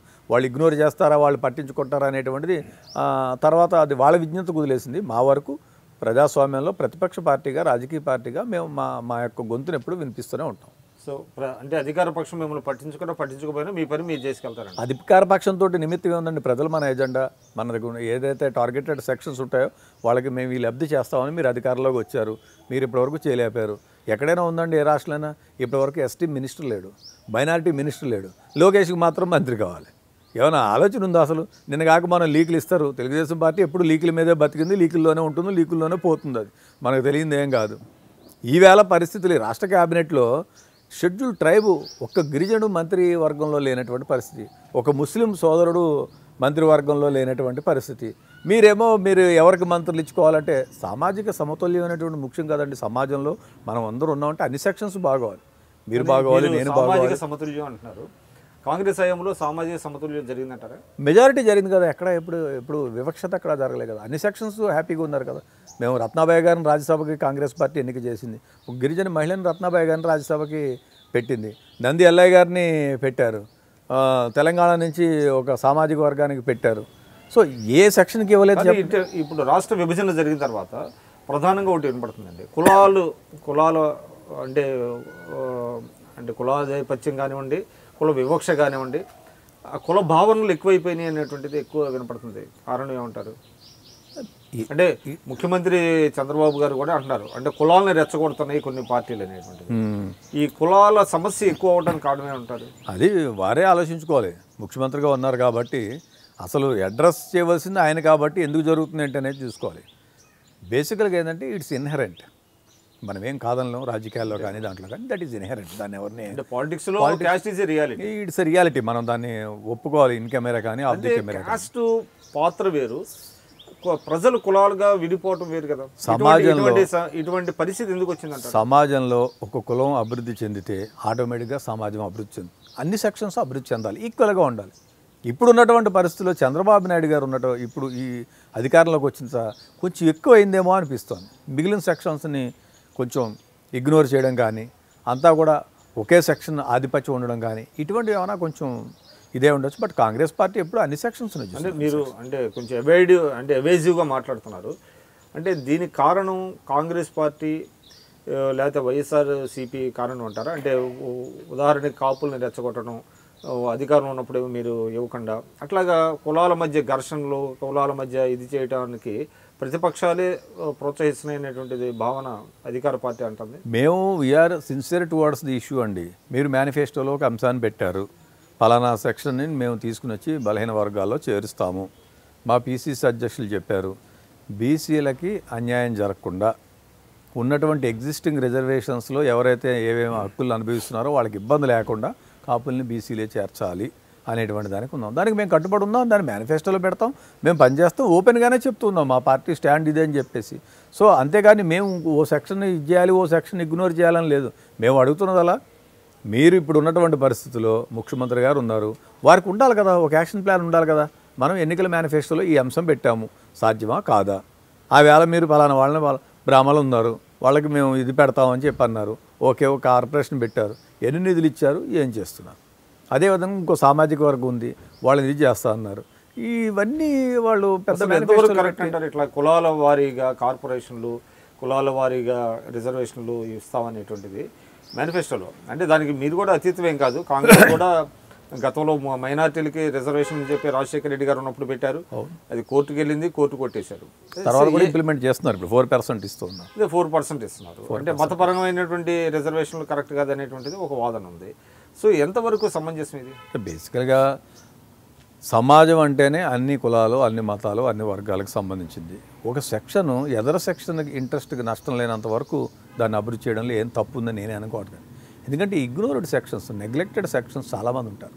ఇప్పుడు నేనున్నాను, birth is only by chance. నా ఆలోచన మేరకు నేను పలానా చోట పుట్టాను కాబట్టి నేను ఉన్నతమైన కులంలో పుట్టాను. చిన్న దాంట్లో పుట్టినటువంటి వాళ్ళు కూడా ఉంటారు. వాళ్ళు కూడా ఈ సమాజంలో జరుగుతున్న దాంట్లో షేర్ తీసుకోవాలి, ఈ సమాజంలో జరుగుతున్న అభివృద్ధిలో భాగస్వాములు కావాలి. డెఫినెట్గా ఈ ఉన్నటువంటి ఫలాలను వాళ్ళు కూడా పొందవలసినట్టు అవసరం ఉంది. సో ఎదర కులాలకు కానీ, ఎదర మతాలకు కానీ, ఇతర కులాలకు కానీ, ఇతర మతాలకు కానీ ఏమి మనం వివక్షత లేకుండా, వాళ్ళకి ఏమి నష్టం లేకుండా వాళ్ళు డెవలప్ చేసుకోవడం అనేది ఏమీ తప్పులేదు. దాంట్లో డెఫినెట్గా జరిగితేనే సమాజం. ఇప్పుడు రాష్ట్రం వెళ్ళిపోయిన తర్వాత కులాల మధ్య ఆధిపత్య పోరు లాంటిది ఏర్పడింది అనే దాంట్లో మీరు ఒప్పుకోరంటారా? ఆధిపత్య పోరు ఉంటూ ఉండొచ్చు, కానీ అభివృద్ధికి పోటీ పడితే మంచిది. అది సమాజంలో ఉన్నటువంటి అన్ని సెక్షన్స్ కూడా, ఇప్పుడు నేను బైక్ ఛాన్స్ ఒక కమ్యూనిటీ నుంచి వచ్చి ఉండొచ్చు, 10 మందికి నీటికి నేను సాయం చేయడంలో తప్పేం లేదు. నేను ఎదరవాళ్ళని ఎవరినైనా ఇబ్బంది పెట్టి, ఎదరవాళ్ళని ఇబ్బంది పెట్టే విధంగా మాట్లాడడం కానీ, నా చేతలు కానీ ఉంటే అది తప్పు. కానీ మీకు సంబంధించినంత వరకు మీరు చేసుకోవచ్చు, దాంట్లో పోటీ పడాలి. కులాన్ని అభివృద్ధి చేసుకోవడంలో పోటీ పడండి. ఎందుకంటే పెద్ద పెద్ద కార్పొరేట్ వాళ్ళు ఉన్నారు, అభివృద్ధి చెందిన వాళ్ళు ఉన్నారు, బాగా ఆయా సెక్షన్స్లో రాజకీయంగా లబ్ధి పొందిన వాళ్ళు ఉన్నారు. వాళ్ళందరూ ఏం చేయాలంటే తోడ్పాటు ఇవ్వాలి. ఎవరైతే చిన్నవాళ్ళు ఉన్నారో వాళ్ళందరికీ తోడ్పాటు ఇవ్వాలి. వాళ్ళ సమాజం, వాళ్ళ కులంతో పాటు ఇతర వాళ్ళని కూడా మనం ర్యాలీ చేసుకుని వెళ్ళాలి. ఎందుకంటే పబ్లిక్ లైఫ్లో మనం manager social animal according to Aristotle, మానవుడు సంఘజీవి అని అరిస్టాటిల్ గారు ఎప్పుడో చెప్పారు. సమాజంలో ఉన్నటువంటి అన్ని సెక్షన్స్ బాగుంటేనే మనం కూడా బాగుంటాం. ఎస్పెషల్లీ ప్రజాస్వామ్యంలో ఉన్నాం, మన రాచరిక వ్యవస్థలో లేము. ఈ ప్రజాస్వామ్యంలో ఉన్నప్పుడు మన అన్ని సెక్షన్స్ బాగోవాలి. ముఖ్యంగా మన సెక్షన్ కన్నా కూడా ఎదర సెక్షన్కి అభివృద్ధి కోసం మనం అందరం కూడా కృషి చేస్తే డెఫినెట్గా సమాజం అభివృద్ధి చెందుతుంది. తద్వారా ప్రజలందరూ కూడా హ్యాపీగా ఉంటారు, సుఖశాంతులతో అనేటువంటిది నా భావన. 2019లో రాష్ట్రంలో ఏ పార్టీ అధికారంలోకి వచ్చే అవకాశం ఉంటారు? అంటే ఇది టూ ఎర్లీ టు కామెంట్ అండి. చాలా బలమైనటువంటి పాత్రని కాంగ్రెస్ పార్టీ, కీలకమైనటువంటి పాత్రను కాంగ్రెస్ పార్టీ పోషిస్తుంది ఇప్పుడు ఉన్నటువంటి పరిస్థితుల్లో. సో ఇంకా it is too early. So దాన్ని అప్పటికే మనం బేరు చేయగలుగుతాం. ఎందుకంటే మనం పక్క రాష్ట్రాల్లో చూసాం, జయలలిత గారు last date of filing of nomination దగ్గర నుంచి ఎలక్షన్ రిజల్ట్ వచ్చే లోపల ఓడిపోయింది లాస్ట్ టైం, మన కాకుండా అంతకుముందు సారి. సో ఇవన్నీ కూడా మనం ఎప్పుడు ఏది జరుగుతాయి అనేటువంటిది ఇంకా మనం చెప్పలేం. కాబట్టి ఈ టూ ఎర్లీ ఈ పార్టీ గెలుస్తుంది, ఈ పార్టీ గెలవలేనటువంటిది. బట్ మార్పు అయితే తథ్యం. అంటే ఒక ఏడాది ముందే అభ్యర్థుల్ని ప్రకటించే అవకాశం ఉందనేటువంటిది ఒక మాట వినపడుతుంది, లేదా పొత్తుల కోసం వెయిట్ చేసిన తర్వాత చేయాలనేటువంటిది వినపడుతుంది. సో అది ఎంతవరకు, అంటే మీ వ్యూహాలు ఏంటి దానికి సంబంధించి? ఇంకా మేము అంత దాకా ఏం ఆలోచించుకోలేదు. మాకున్నటువంటి బలాన్ని పెంచుకోవాలనేటువంటి ఆలోచనలోనే ఉన్నాము. దానికోసం యాక్షన్ ప్లాన్ తయారు చేస్తున్నాము. 10వ తారీఖు నాడు మాది పిసిసి సర్వసభ్య సమావేశం ఉంది. 10వ తారీఖు నాడు మండల పార్టీ ప్రెసిడెంట్ వాళ్ళంతా వస్తారు. దాంట్లో కోఆర్డినేషన్ కమిటీ పెద్దలందరూ కూడా ఒక యాక్షన్ ప్లాన్ ఇచ్చేస్తారు. ప్రజాక్షేత్రంలో ఉంటాం, ప్రజల తరపున పోరాడతాం. అల్టిమేట్గా ప్రజలే న్యాయ నిర్ణేతలు కాబట్టి వాళ్ళు డెఫినెట్గా మేము చేసినటువంటి వర్క్ని చూసి అప్రిషియేట్ చేస్తే తప్పనిసరిగా మాట్లాడు ఉంటారు. But Congress party will pay very very important and key role in 2019 elections ఈ రాష్ట్ర రాజకీయాల్లో. సార్ మీరు కేవీపీ రామచంద్రరావు గారికి చాలా సన్నిహితులు. అంటే 2004 వరకు రిలేటివ్లీ ఈ was not known to majority of the people. ఎప్పుడైతే రాజశేఖర రెడ్డి గారు అధికారంలోకి వచ్చిన తర్వాత ఆయన కూడా ఒక పెద్ద ఫిగర్ అయ్యారు, ఆయన కూడా అందరికీ తెలిసిన వ్యక్తి అయ్యారు. సో ఇప్పుడు ఆయన రోల్ ఏంటి కాంగ్రెస్ పార్టీలో? డెఫినెట్గా చాలా క్రియాశీలకంగా ఉన్నారు. మీరు ఇందాక ఒక మాట అన్నారు, ఆయన రిలేటివ్గా తెలియదు అనేటువంటిది. ఈ contested as MLC graduates from east Godavari, east వెస్ట్కి సంబంధించి గ్రాడ్యుయేట్స్ ఎమ్మెల్సీలో వారు ప్రత్యక్ష రాజకీయాలు ఉన్నారు. యువజన కాంగ్రెస్లో ఉండేవారు. వాళ్ళిద్దరూ చాలా సన్నిహితులు. కానీ బట్ పార్టీ పరంగా యాక్టివ్గా ఉండేవారు. వారు పార్టీ ఐడియాలజీ, పార్టీ సిద్ధాంతాలతో ఉన్నటువంటి వ్యక్తి. సో తూర్పుగోదావరి జిల్లాలో 89లో చాలామందికి తెలియనటువంటి విషయం, చెన్నారెడ్డి గారి వారికి తాళరేవు నియోజకవర్గం నుంచి ఎమ్మెల్యే సీట్ ఇస్తానని చెప్పి ఆఫర్ చేయడం జరిగింది. బట్ అప్పుడు కూడా పార్టీ ఇంట్రెస్ట్లో, పార్టీ కోసం అని చెప్పి నేను పనిచేస్తాను, పార్టీ ఇంట్రెస్టు రాజశేఖర రెడ్డి గారి ఇంట్రెస్టే నాకు ముఖ్యం కాబట్టి నాకు ప్రత్యక్ష రాజకీయాల్లోకి వద్దు. ఎందుకంటే ఒకరు బాధ్యతలు పంచుకోవాలి. ఇప్పుడు నేను ఎక్కడ సూటబుల్ అయితే అక్కడే పనిచేయగలుగుతాను. నేను ఇంకో చోట పనిచేయాలంటే అది కష్టం అవుతుంది. సో మన ఎక్స్పర్టీస్ని బట్టి మన స్కిల్స్ని బట్టి వాళ్ళు అలా ఇది చేసుకున్నారు, వర్క్ షేర్ చేసుకున్నారు. వారు ప్రత్యక్ష రాజకీయాల్లో కూడా అప్పటి నుంచి ఉన్నారు. దాని తర్వాత ఆయనకి అన్ని నియోజకవర్గాల మీద అవగాహన ఉంది. ఉమ్మడి రాష్ట్రంలో 294 నియోజకవర్గాల్లో 1, 2, 3 పేర్లు ఏమైనా చెప్పగలుగుతారా, ఎవరు అభ్యర్థులు, వాళ్ళ బలాబలాలు ఏంటంటే, ఇప్పుడంటే ఇంత సైంటిఫిక్ సర్వేస్ అవన్నీ వచ్చాయి, కానీ అప్పుడు ఆయనకి చాలా పెద్ద అసెస్మెంట్ ఉండేది, పొలిటికల్ పల్స్ తెలిసి ఉండేటువంటి వ్యక్తి. ఆయన కూడా రాష్ట్ర విభజన జరగకుండా అడ్డుకోవడానికి చాలా ప్రయత్నించారని అంటారు. చాలా ప్రయత్నం చేశారు. మనం రాజ్యసభలో ప్రత్యక్షంగా చూస్తాం, అన్ని విషయాల్లో కూడా చెప్తూ ఉండేవారు ఆయన. ఇది డివిజన్ అనేటువంటి జరిగితే ఇది రాష్ట్రానికి నష్టం అనేటువంటి విషయాన్ని చెప్పారు. దాని ఇప్పుడు ఈవెన్ కానీ ఆయన మళ్ళీ కేసీఆర్ గారికి, తెలంగాణ ముఖ్యమంత్రి కేసీఆర్ గారికి చాలా సన్నిహితులు అనేటువంటిది వాదన అవుతుంది. తర్వాత తెలంగాణలో జరుగుతున్న కొన్ని అభివృద్ధి పనులు కానివ్వండి, ప్రాజెక్టులు కానివ్వండి, కాంట్రాక్టర్ల ఎంపికలో కేవీపీ గారే తెర వెనుక నుండి నడిపిస్తున్నారు అనేటువంటిది తెలంగాణ తెలుగుదేశం వాళ్ళు కొంతమంది కామెంట్ చేస్తున్నారు. తెలుగుదేశం వాళ్ళు ఇక్కడ చేస్తూ ఉంటారు, అక్కడ చేస్తూ ఉంటారు, రెండు రాష్ట్రాల్లో చేస్తూ ఉంటారు. మాంత్రికుడు అనేటువంటి మాట కూడా యూజువల్గా టార్గెట్ చేస్తూ ఉంటారు. కానీ ఐ డోంట్ థింక్ సో. ముఖ్యమంత్రి అయిన తర్వాత కేసీఆర్ గారు ఈవేళ ఉన్నటువంటి పరిస్థితుల్లో ఆయనకేమంతా అమాయకుడ నేనైతే అనుకోవట్లేదు. ఎవరో చెప్తే నడుచుకునేటువంటి పరిస్థితులు ఉంటారని. చంద్రశేఖరరావు గారికి ఎవరైనా అడ్వైజర్లు ఉన్నారా, చంద్రశేఖరరావు గారు ఎవరైనా చెప్తే నడుస్తారంటే అది మన అందరికీ తెలుసు ఆయన మనస్తత్వం ఏంటనేటువంటి. I don't think so. అటువంటిది ఏమీ లేదు. ఈయన కూడా చాలా, ఇందాక మీకు చెప్పాను, పరిమితులతో కూడినటువంటి వ్యక్తి. నేను వారిని చాలా దగ్గర నుంచి చూశాను. ఇన్నేళ్ల మాకున్నటువంటి సన్నిహిత్యంలో ఏనాడు ఒక మాట మమ్మల్ని అనడం కానీ, లేకపోతే మేము లైన్ క్రాస్ అవ్వడం కానీ ఇది ఎప్పుడు ఎక్కడా జరగలేదు. మీరు పార్టీలో ఎవరిని అడిగినా కూడా ఆయన ఎప్పుడు కూడా ఎట్టి పరిస్థితుల్లో లైన్ క్రాస్ కారు. వారికి ఉన్నటువంటి లిమిటేషన్స్, పరిమితులు, నా పాత్ర ఎంత, అంతవరకే నేను చేస్తాను, ఎక్స్ట్రా పాత్ర నేను పోషించడానికి క్లియర్గా చెప్తుంటాను. అలాగే ఎవరైనా పోషిద్దామని ప్రయత్నం చేస్తే కూడా దాన్ని అవకాశం ఇవ్వరు. కానీ ఆయన గురించి కొన్ని పత్రికలు, ఎస్పెషల్లీ ఈనాడు, ఆంధ్రజ్యోతి లాంటి పత్రికలు చాలా పుంకాలుగా నెగిటివ్ స్టోరీస్ రాసినాయి ఆయన 10 ఏళ్ళు అధికారంలో ఉన్నప్పుడు. అంటే మీడియాలో ఆయన పట్ల అంటే కొన్ని సెక్షన్ ఆఫ్ ప్రెస్ కరెక్ట్గా రాయలేదని మీ అంటారా, లేకపోతే వాస్తవాలు రాసినాయి అంటారా? అంటే బేసికల్గా అధికారానికి దగ్గరగా ఉన్నప్పుడు రకరకాలుగా టార్గెట్ చేస్తూ ఉంటారు. ఇప్పుడు నేను రేపు అధికారంలోకి వచ్చిన తర్వాత అధికార సెంటర్ దగ్గర ఉంటే నేను ఉంటాను. సో రకరకాల రియాక్షన్స్ ఉండొచ్చు. మరి ఇప్పటివరకు అయితే ఎక్కడా కూడా ఏది కూడా ప్రూవ్ కాలేదు. ఏ ఇష్యూలో కూడా ఎక్కడా కూడా ఆయన ఈ తప్పు చేశారనేటువంటి. అధికారంలోకి వస్తే ఆయన మీద కేసులు కూడా పెడతామనేది టీడీపీ వాళ్ళు అన్నట్టున్నారు. అది నాకు ఐడియా లేదు. కానీ ఏమి విచారణ జరిపిస్తాం.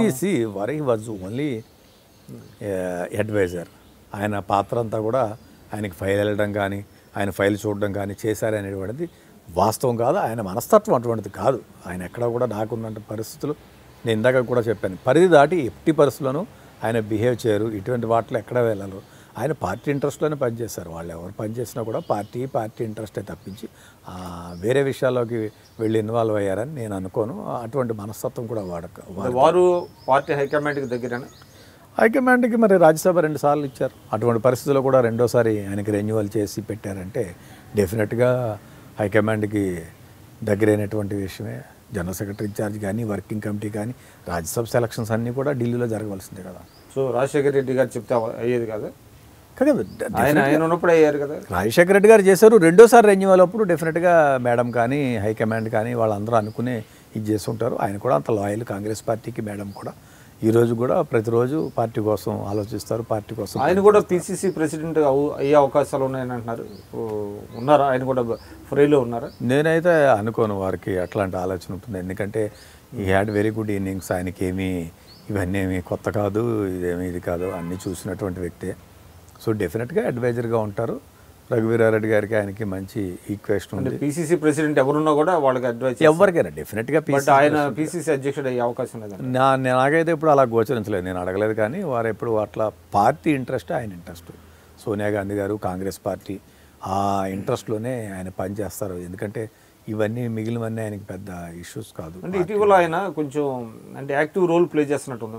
ఎస్పెషల్లీ పోలవరం విషయంలో చర్చకి రండి, బహిరంగ చర్చకి రండి అని ముఖ్యమంత్రి గారిని ఆయన కోరటం. పోలవరం అనేటువంటిది రాజశేఖర రెడ్డి గారికి, రామచంద్రరావు గారికి వాళ్ళిద్దరికి కూడా ఒక డ్రీమ్ పెట్ ప్రాజెక్ట్. రాజకీయాల్లోకి వచ్చిన తర్వాత చొరవ తీసుకుంటున్నారు. రాజకీయాల్లోకి వచ్చిన తర్వాత రాజకీయ నాయకుడికి కొన్ని ఎయిమ్స్ ఉంటాయి. మనం ఎందుకు అధికారంలోకి వచ్చామంటే మనకి పదవి ఒకటే కాదు, మన ప్రాంత ప్రజలకు కానీ రాష్ట్రానికి కానీ ఏదైనా మనం సాధించాలి, చేసుకోవాలనేటువంటి ఆలోచన ఉంటారు. దాంట్లో వారికి పోలవరం చాలా చాలా డెప్త్గా అవగాహన ఉంది. ప్లస్ వారు వెస్ట్ గోదావరి జిల్లాకు సంబంధించి వాళ్ళ అత్తగారు వాళ్ళంతా కూడా వెస్ట్ గోదావరి జిల్లా పూర్తిగా అవగాహన ఉంది, ఈస్ట్ వెస్ట్ వాటిలన్నిటి మీద పూర్తి అవగాహన ఉంటుంది వారికి. సో దానికోసం ఆయనకు పోలవరం అనేటువంటి డెఫినెట్గా అది కాంగ్రెస్ పార్టీ సాధించింది. దాంట్లో ఈయన పాత్ర చాలా కీలకమైనటువంటిది. 2004 నుంచి 7 వరకు క్లియరెన్సెస్ తీసుకురావడంలో కానీ దాంట్లో కానీ అప్పట్లో యూపీఏ ప్రభుత్వంలో మినిస్టర్స్తో మాట్లాడడం, ఆఫీసర్స్తో మాట్లాడడం ఇవన్నీ వారికి తెలుసు. సో పోలవరం అనేటువంటిది పెద్ద ప్రాజెక్టు, ఆయన డ్రీమ్. రైతాంగానికి ఏదైనా చేయాలి మనం కూడా, మన రాష్ట్రానికి, మన ప్రజలకు అనుకున్నారు. దానికోసం ఆయనకి పోలవరం అనేటువంటి పెద్ద ప్రాజెక్ట్. సో అంటే ఇప్పుడు కాంగ్రెస్ పార్టీ రాష్ట్రంలో రివైవ్ అవ్వాలంటే వాళ్ళ ఏదో ఒక మీడియా ఆసరా అయితే ఉండాల్సిన అవసరం అయితే కనబడుతున్నది. కాబట్టి మీకు అటువంటి మీడియా ఆసరా ఏమైనా ఉందా? అంటే ప్రస్తుతానికి అందరూ మాతో ఉన్నవారే, ఎక్సెప్ట్ 1 or 2 ఎవరైనా ఉంటే తప్పించి. బట్ కాంగ్రెస్కి బాగానే పాజిటివ్గా ఉన్నారు. మెయిన్లీ మేము ఇష్యూని తీసుకున్నాం. ఈ స్పెషల్ కేటగిరీ స్టేటస్ కానీ, పోలవరం కానీ, లోకల్ బ్యాక్వర్డ్ ఏరియా డెవలప్మెంట్ కానీ, రాయలసీమ జిల్లాల అభివృద్ధి కానీ, ఉత్తరాంధ్ర జిల్లాల అభివృద్ధి కానీ ఇటువంటివి తీసుకున్నప్పుడు డెఫినెట్గా మీడియా కూడా ప్రజల అభిష్టం మేరకు పనిచేస్తుంది. కాబట్టి ఇప్పటి వరకు ఉన్నటువంటి పరిస్థితుల్లో చాలా వరకు సహకరిస్తున్నారు. మేము ఢిల్లీలో బిల్లు వచ్చినప్పుడు కానీ, దాని తర్వాత కానీ, మా మీటింగ్స్ కానీ ఏదున్నా కూడా మాకు మీడియా నుంచి మేము అనుకున్నటువంటి మేరలో, ఆశించినటువంటి మేరలోనే మాకు అందరూ కూడా. అంటే ఈ మాత్రం కవరేజ్ సరిపోద్దంటారా, లేకపోతే ఇంకా ప్రజల్లోకి వెళ్ళాలంటే మీడియా సపోర్ట్ కావాలంటారా? డెఫినెట్గా మీడియా సపోర్ట్ ఉంటే బాగుంటుంది. But that is not ultimate. Media కూడా పార్టీల పరంగా లైన్ తీసుకునే అనేటువంటిది చాలా స్పష్టంగా కనపడుతుంది. మన ఏపీలో కానివ్వండి, తెలంగాణలో కానివ్వండి, ఎక్కడ ఎల్స్వేర్ ఇన్ ద కంట్రీ. అది కరెక్టేనా? మీరు అంటే అలా ఉండకూడదు. అది in the larger interest of the state or nation అటువంటిది ఉండకూడదు. ఫ్యాక్ట్స్ ఏవైతే ఉన్నాయో వాటిని అంటే మన ఎస్పెషల్లీ తెలుగు రాష్ట్రాల్లో కొంత లైన్ డిమార్కేషన్ అయింది, కొన్ని ఇట్లా ఉన్నాయన్నమాట మాట. బట్ మాకు మాత్రం పాపం ఇప్పటి వరకు మేము ఏ ఇష్యూని తీసుకున్నా కూడా మాకు బాగానే సపోర్ట్ చేస్తున్నారు. ఎందుకంటే ఇష్యూ ప్రధానమైనటువంటిది కదా. ఇప్పుడు ఏ రాజకీయ పార్టీ కూడా స్పెషల్ కేటగిరీ స్టేటస్ అంటే ఏ మీడియా కాదనగలుగుతుంది? ఏ మీడియా కూడా కాదని లేనటువంటి పరిస్థితి. ఇప్పుడు పలానా చోటకి మనం ఇది కావాలని అడుగుతున్నాము, అది కాదు అని చెప్పి ఇప్పుడు పోలవరం ఉంది కాదని ఉత్తరాంధ్ర డెవలప్మెంట్ అడుగుతున్నాం, లేకపోతే రైల్వే జోన్ అడుగుతున్నాం. ఇటువంటి ఇష్యూస్ మీద చేస్తున్నాం కాబట్టి వాళ్ళందరూ కూడా కలిసి వస్తున్నారు. ఇంకొంచెం ఎక్కువ సహకారం ఇచ్చినా కూడా ఇది చేస్తుంది. బట్ అల్టిమేట్గా సార్ మనీ కానీ, మీడియా కానీ ఇవన్నీ factors, but it's not ultimate. Chandrababu Naidu గారు పక్షంగా అంటే వాళ్ళ ప్రధానమైనటువంటి అంటే ఏదైతే రూలింగ్లో ఉందో తెలుగుదేశంలో అనేక రంగాల్లో వైఫల్యం చెందుతున్నాయి అనేటువంటి ఆరోపణలు వస్తున్నాయి. దానిని జగన్ గారు సమర్థవంతంగా ప్రజలకు తీసుకెళ్ళి ప్రభుత్వ వైఫల్యాలను ఎండగడుతున్నారు అనేటువంటి దాంతో మీరు ఏకీభవిస్తారా? ఇప్పుడు ఏమవుతుందంటే ఆయన లీడర్ ఆఫ్ అపోజిషన్గా ఉన్నారు. లీడర్ ఆఫ్ అపోజిషన్గా ఉన్న తర్వాత పొలిటికల్గా కూడా ఆయన్ని కూడా పాపం వీళ్ళు కొంత డీస్టెబిలైజ్ చేయడానికి అపోజిషన్ పార్టీ చేస్తూ ఉంటుంది కదా. He need some helping hands. న్యాచురల్గా జగన్కి ఏమవుతుందంటే మీకు లోపలగా వారికి ఈ పొలిటికల్ పార్టీని రన్ చేయాలి, లీడర్ ఆఫ్ అపోజిషన్గా చూసుకోవాలి, ఇష్యూస్ని ఇది చేయాలంటే it's a team work. So team కూడా ముఖ్యం. అంటే జగన్ గారికి ఒక మంచి కన్స్ట్రక్టివ్ టీం లేదంటారా ఆయన్ని గైడ్ చేయడానికి? నిర్మాణం చేసుకోవాల్సినటువంటి అవసరం ఉంది కదా. ఇప్పుడు లీడర్ ఆఫ్ ద అపోజిషన్గా ఉన్న తర్వాత ఇష్యూస్ని మనం ప్రతిబింబం చేయగలగాలి. రకరకాల ఇష్యూస్ ఉంటాయి. రాజశేఖర రెడ్డి గారు లీడర్ ఆఫ్ ద అపోజిషన్గా ఉన్నప్పుడు 5 సంవత్సరాలు నేను కొంత సన్నిహితంగా వారితోటి పనిచేసాం. యూత్ ఇష్యూస్ కానీ, స్టూడెంట్స్ ఇష్యూస్ కానీ, అన్ఎంప్లాయ్మెంట్ ఇష్యూస్ కానీ, పబ్లిక్ సర్వీస్ కమిషన్ నోటిఫికేషన్స్ కానీ, ఇలా రకరకాల ఇష్యూస్ ఉంటూ ఉంటాయి సమాజంలో వచ్చి. సరే ఉమెన్కి సంబంధించి కానీ, కొన్ని సెమినార్స్ కానీ, కొన్ని ఇవి కానీ, ఇటువంటివన్నీ కూడా ఇది చేస్తూ ఉండాలి. సో వీటిలన్నింటినీ కూడా చేసుకోవాల్సినటువంటి ఇంకా బాగా ఇది చేసుకోవాల్సిన. అంటే రాజశేఖర రెడ్డి గారు లాగా జగన్ గారు పనిచేయట్లేదు అంటారా? ఆల్మోస్ట్. అంటే రాజశేఖర రెడ్డి గారు ఈ man with lot of experience కదా. 78 నుంచి ఎమ్మెల్యేగా ఉన్నారు, వారికి మంత్రిగా చేశారు, ఎక్స్పీరియన్స్గా ఉంటుంది. బట్ అపోజిషన్ అన్నప్పుడు need some advisors like KVP గారు అంటారా? అప్పుడు వైఎస్ఆర్ గారికి కేవీపీ గారు ఏ విధంగా అడ్వైజర్గా ఉన్నారు, ఇప్పుడు జగన్ గారికి అటువంటి అడ్వైజర్స్ లేరంటారా? యూజువల్గా unit have some cult politician అనేవాడికి. పొద్దునే లేచి మనం కొంత సెల్ఫ్ డిసిప్లిన్ ఉండాలి, కొంత నిబద్ధత ఉండాలి, కొన్ని ఇష్యూస్ మీద ఇది చేయాలి, మనం కొంత చదువుకోవాలి, మంచి ఫ్రెండ్స్ ఉండాలి, జర్నలిస్ట్ మిత్రులు ఉండాలి, ఫీడ్బ్యాక్ రావాలి, రకరకాల యాక్టివిటీస్ అధ్యయనం ఉండాలి, జరుగుతున్న ఇష్యూస్ మీద అవగాహన ఉండాలి. అట్లీస్ట్ మనం డైలీ న్యూస్ పేపర్స్ ఏదో పైన పొలిటికల్ ఆర్టికల్స్ చదవాలి, కొంతమంది థింక్ ట్యాంక్ తోటి మనం షేర్ చేసుకోవాలి. సో ఇవన్నీ రాజశేఖర రెడ్డి గారు చేసేవాడు. రాజశేఖర రెడ్డి గారికి మంచి అది జగన్ గారిలో మిస్ అవుతుంది.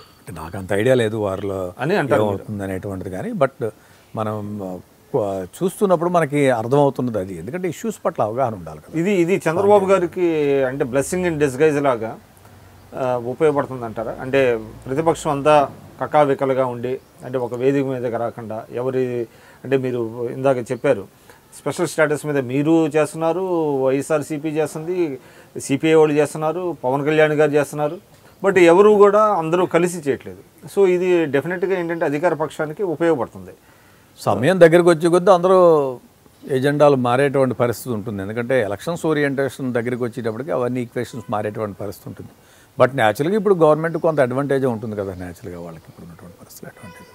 సో అంటే ప్రధాన ప్రతిపక్షం మరింత కన్స్ట్రక్టివ్ రోల్ ప్లే చేయాలనేటువంటిది మీరు ఇష్యూస్ ఏడలో మనం చాలా స్పాంటేనియస్గా ఎస్పెషల్లీ హౌస్ని అయితే బ్రహ్మాండంగా వాడుకోవాలి. ఫ్లోర్ని మీరు సెషన్ ఉందనుకోండి, సెషను ఈవేళ ఉన్నటువంటి పరిస్థితుల్లో గొప్ప అస్త్రం కదా ఇష్యూస్ని రేట్ చేయడం. కానీ హౌస్ రన్ చేయించాలి. హౌస్ రన్ చేయించి మనం ఎన్ని ఇష్యూస్లో మనం ఎంత ఎక్స్పోజ్ చేయగలిగితే అంత ఎక్స్పోజ్ చేయగలగాలి గవర్నమెంట్ని. అదొక పెద్ద వేదిక. బయట మనం మాట్లాడేది రకరకాల ప్రెస్ కాన్ఫరెన్స్లో ఆయన కూడా కొన్ని వ్యూహాత్మక తప్పిదాలు చేస్తున్నారంటారా?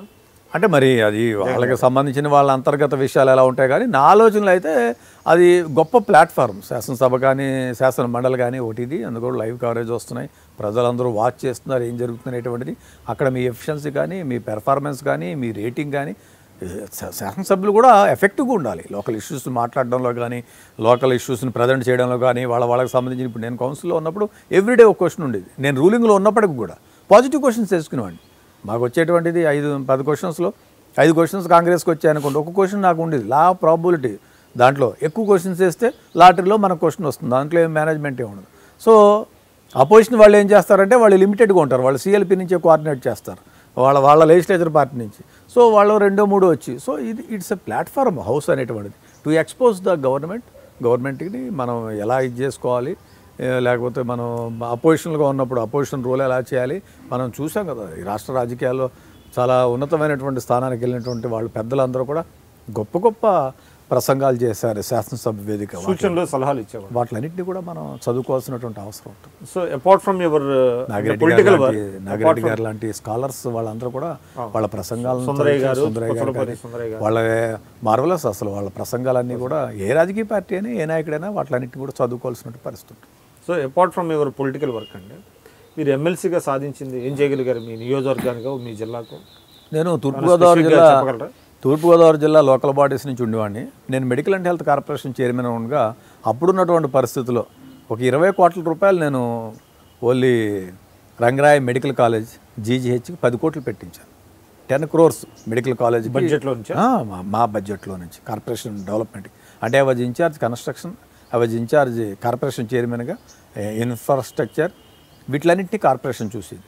సో వీటిలన్నింటినీ పెట్టించుకున్నాను. మా చుట్టుపక్కల ప్రాంతంలో తూర్పుగోదావరి జిల్లాలో ఏజెన్సీలో 30 bedded హాస్పిటల్స్ కానీ, పిహెచ్సిలు కానీ, మా అమలాపురం నియోజకవర్గంలో బ్రహ్మాండమైన హాస్పిటల్ నిర్మించుకోవడం కానీ, పక్కన ఐనివిల్ మండలంలో ఒక పిహెచ్సి కానీ, ఇటు పక్కన ఉన్నటువంటి మండలంలో ఉప్పలగుత్త మండలంలో పిహెచ్సి కానీ, ఇవన్నీ పిహెచ్సిలు నిర్మాణం కానీ వీటిలన్నింటినీ చేయించుకున్నాను. నాకు మంచి జాబ్ సాటిస్ఫాక్షన్ ఉండేది.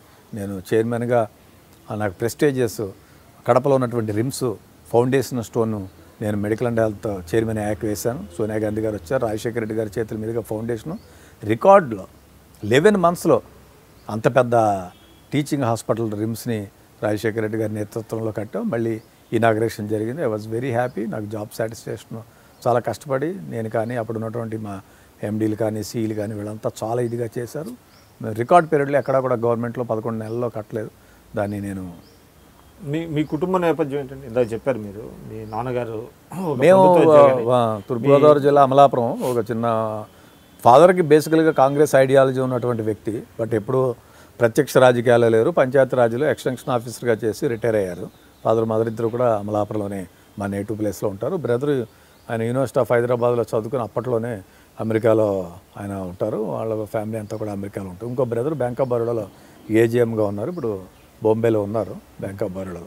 రాజకీయ నేపథ్యం ఉన్నటువంటి కుటుంబం కాదు, middle class family, but still out of interest నేను లా చదువుకుని రాజకీయాల్లోకి రావాలి, సమాజంలో ఒక మంచి ఉన్నతమైనటువంటి క్వాలిటీ కలిగినటువంటి పొలిటీషియన్గా ఉండాలనేటువంటి ఉద్దేశంతో రాజకీయాల్లోకి వచ్చాను. అలాగే thanks to Congress party, Rajasekhara Reddy గారు, రామచంద్ర పిల్లలు మీకు నాకు ఇద్దరు పిల్లలండి, ఒక పాప ఒక బాబు. ఇద్దరు కూడా ఇక్కడే చదువుకుంటున్నారు. పాప 9th క్లాస్ అయిపోయి 10th వచ్చింది, బాబు 5th క్లాస్. చిన్నవాళ్ళు ఇద్దరు ఇంకా చిన్న పిల్లలు.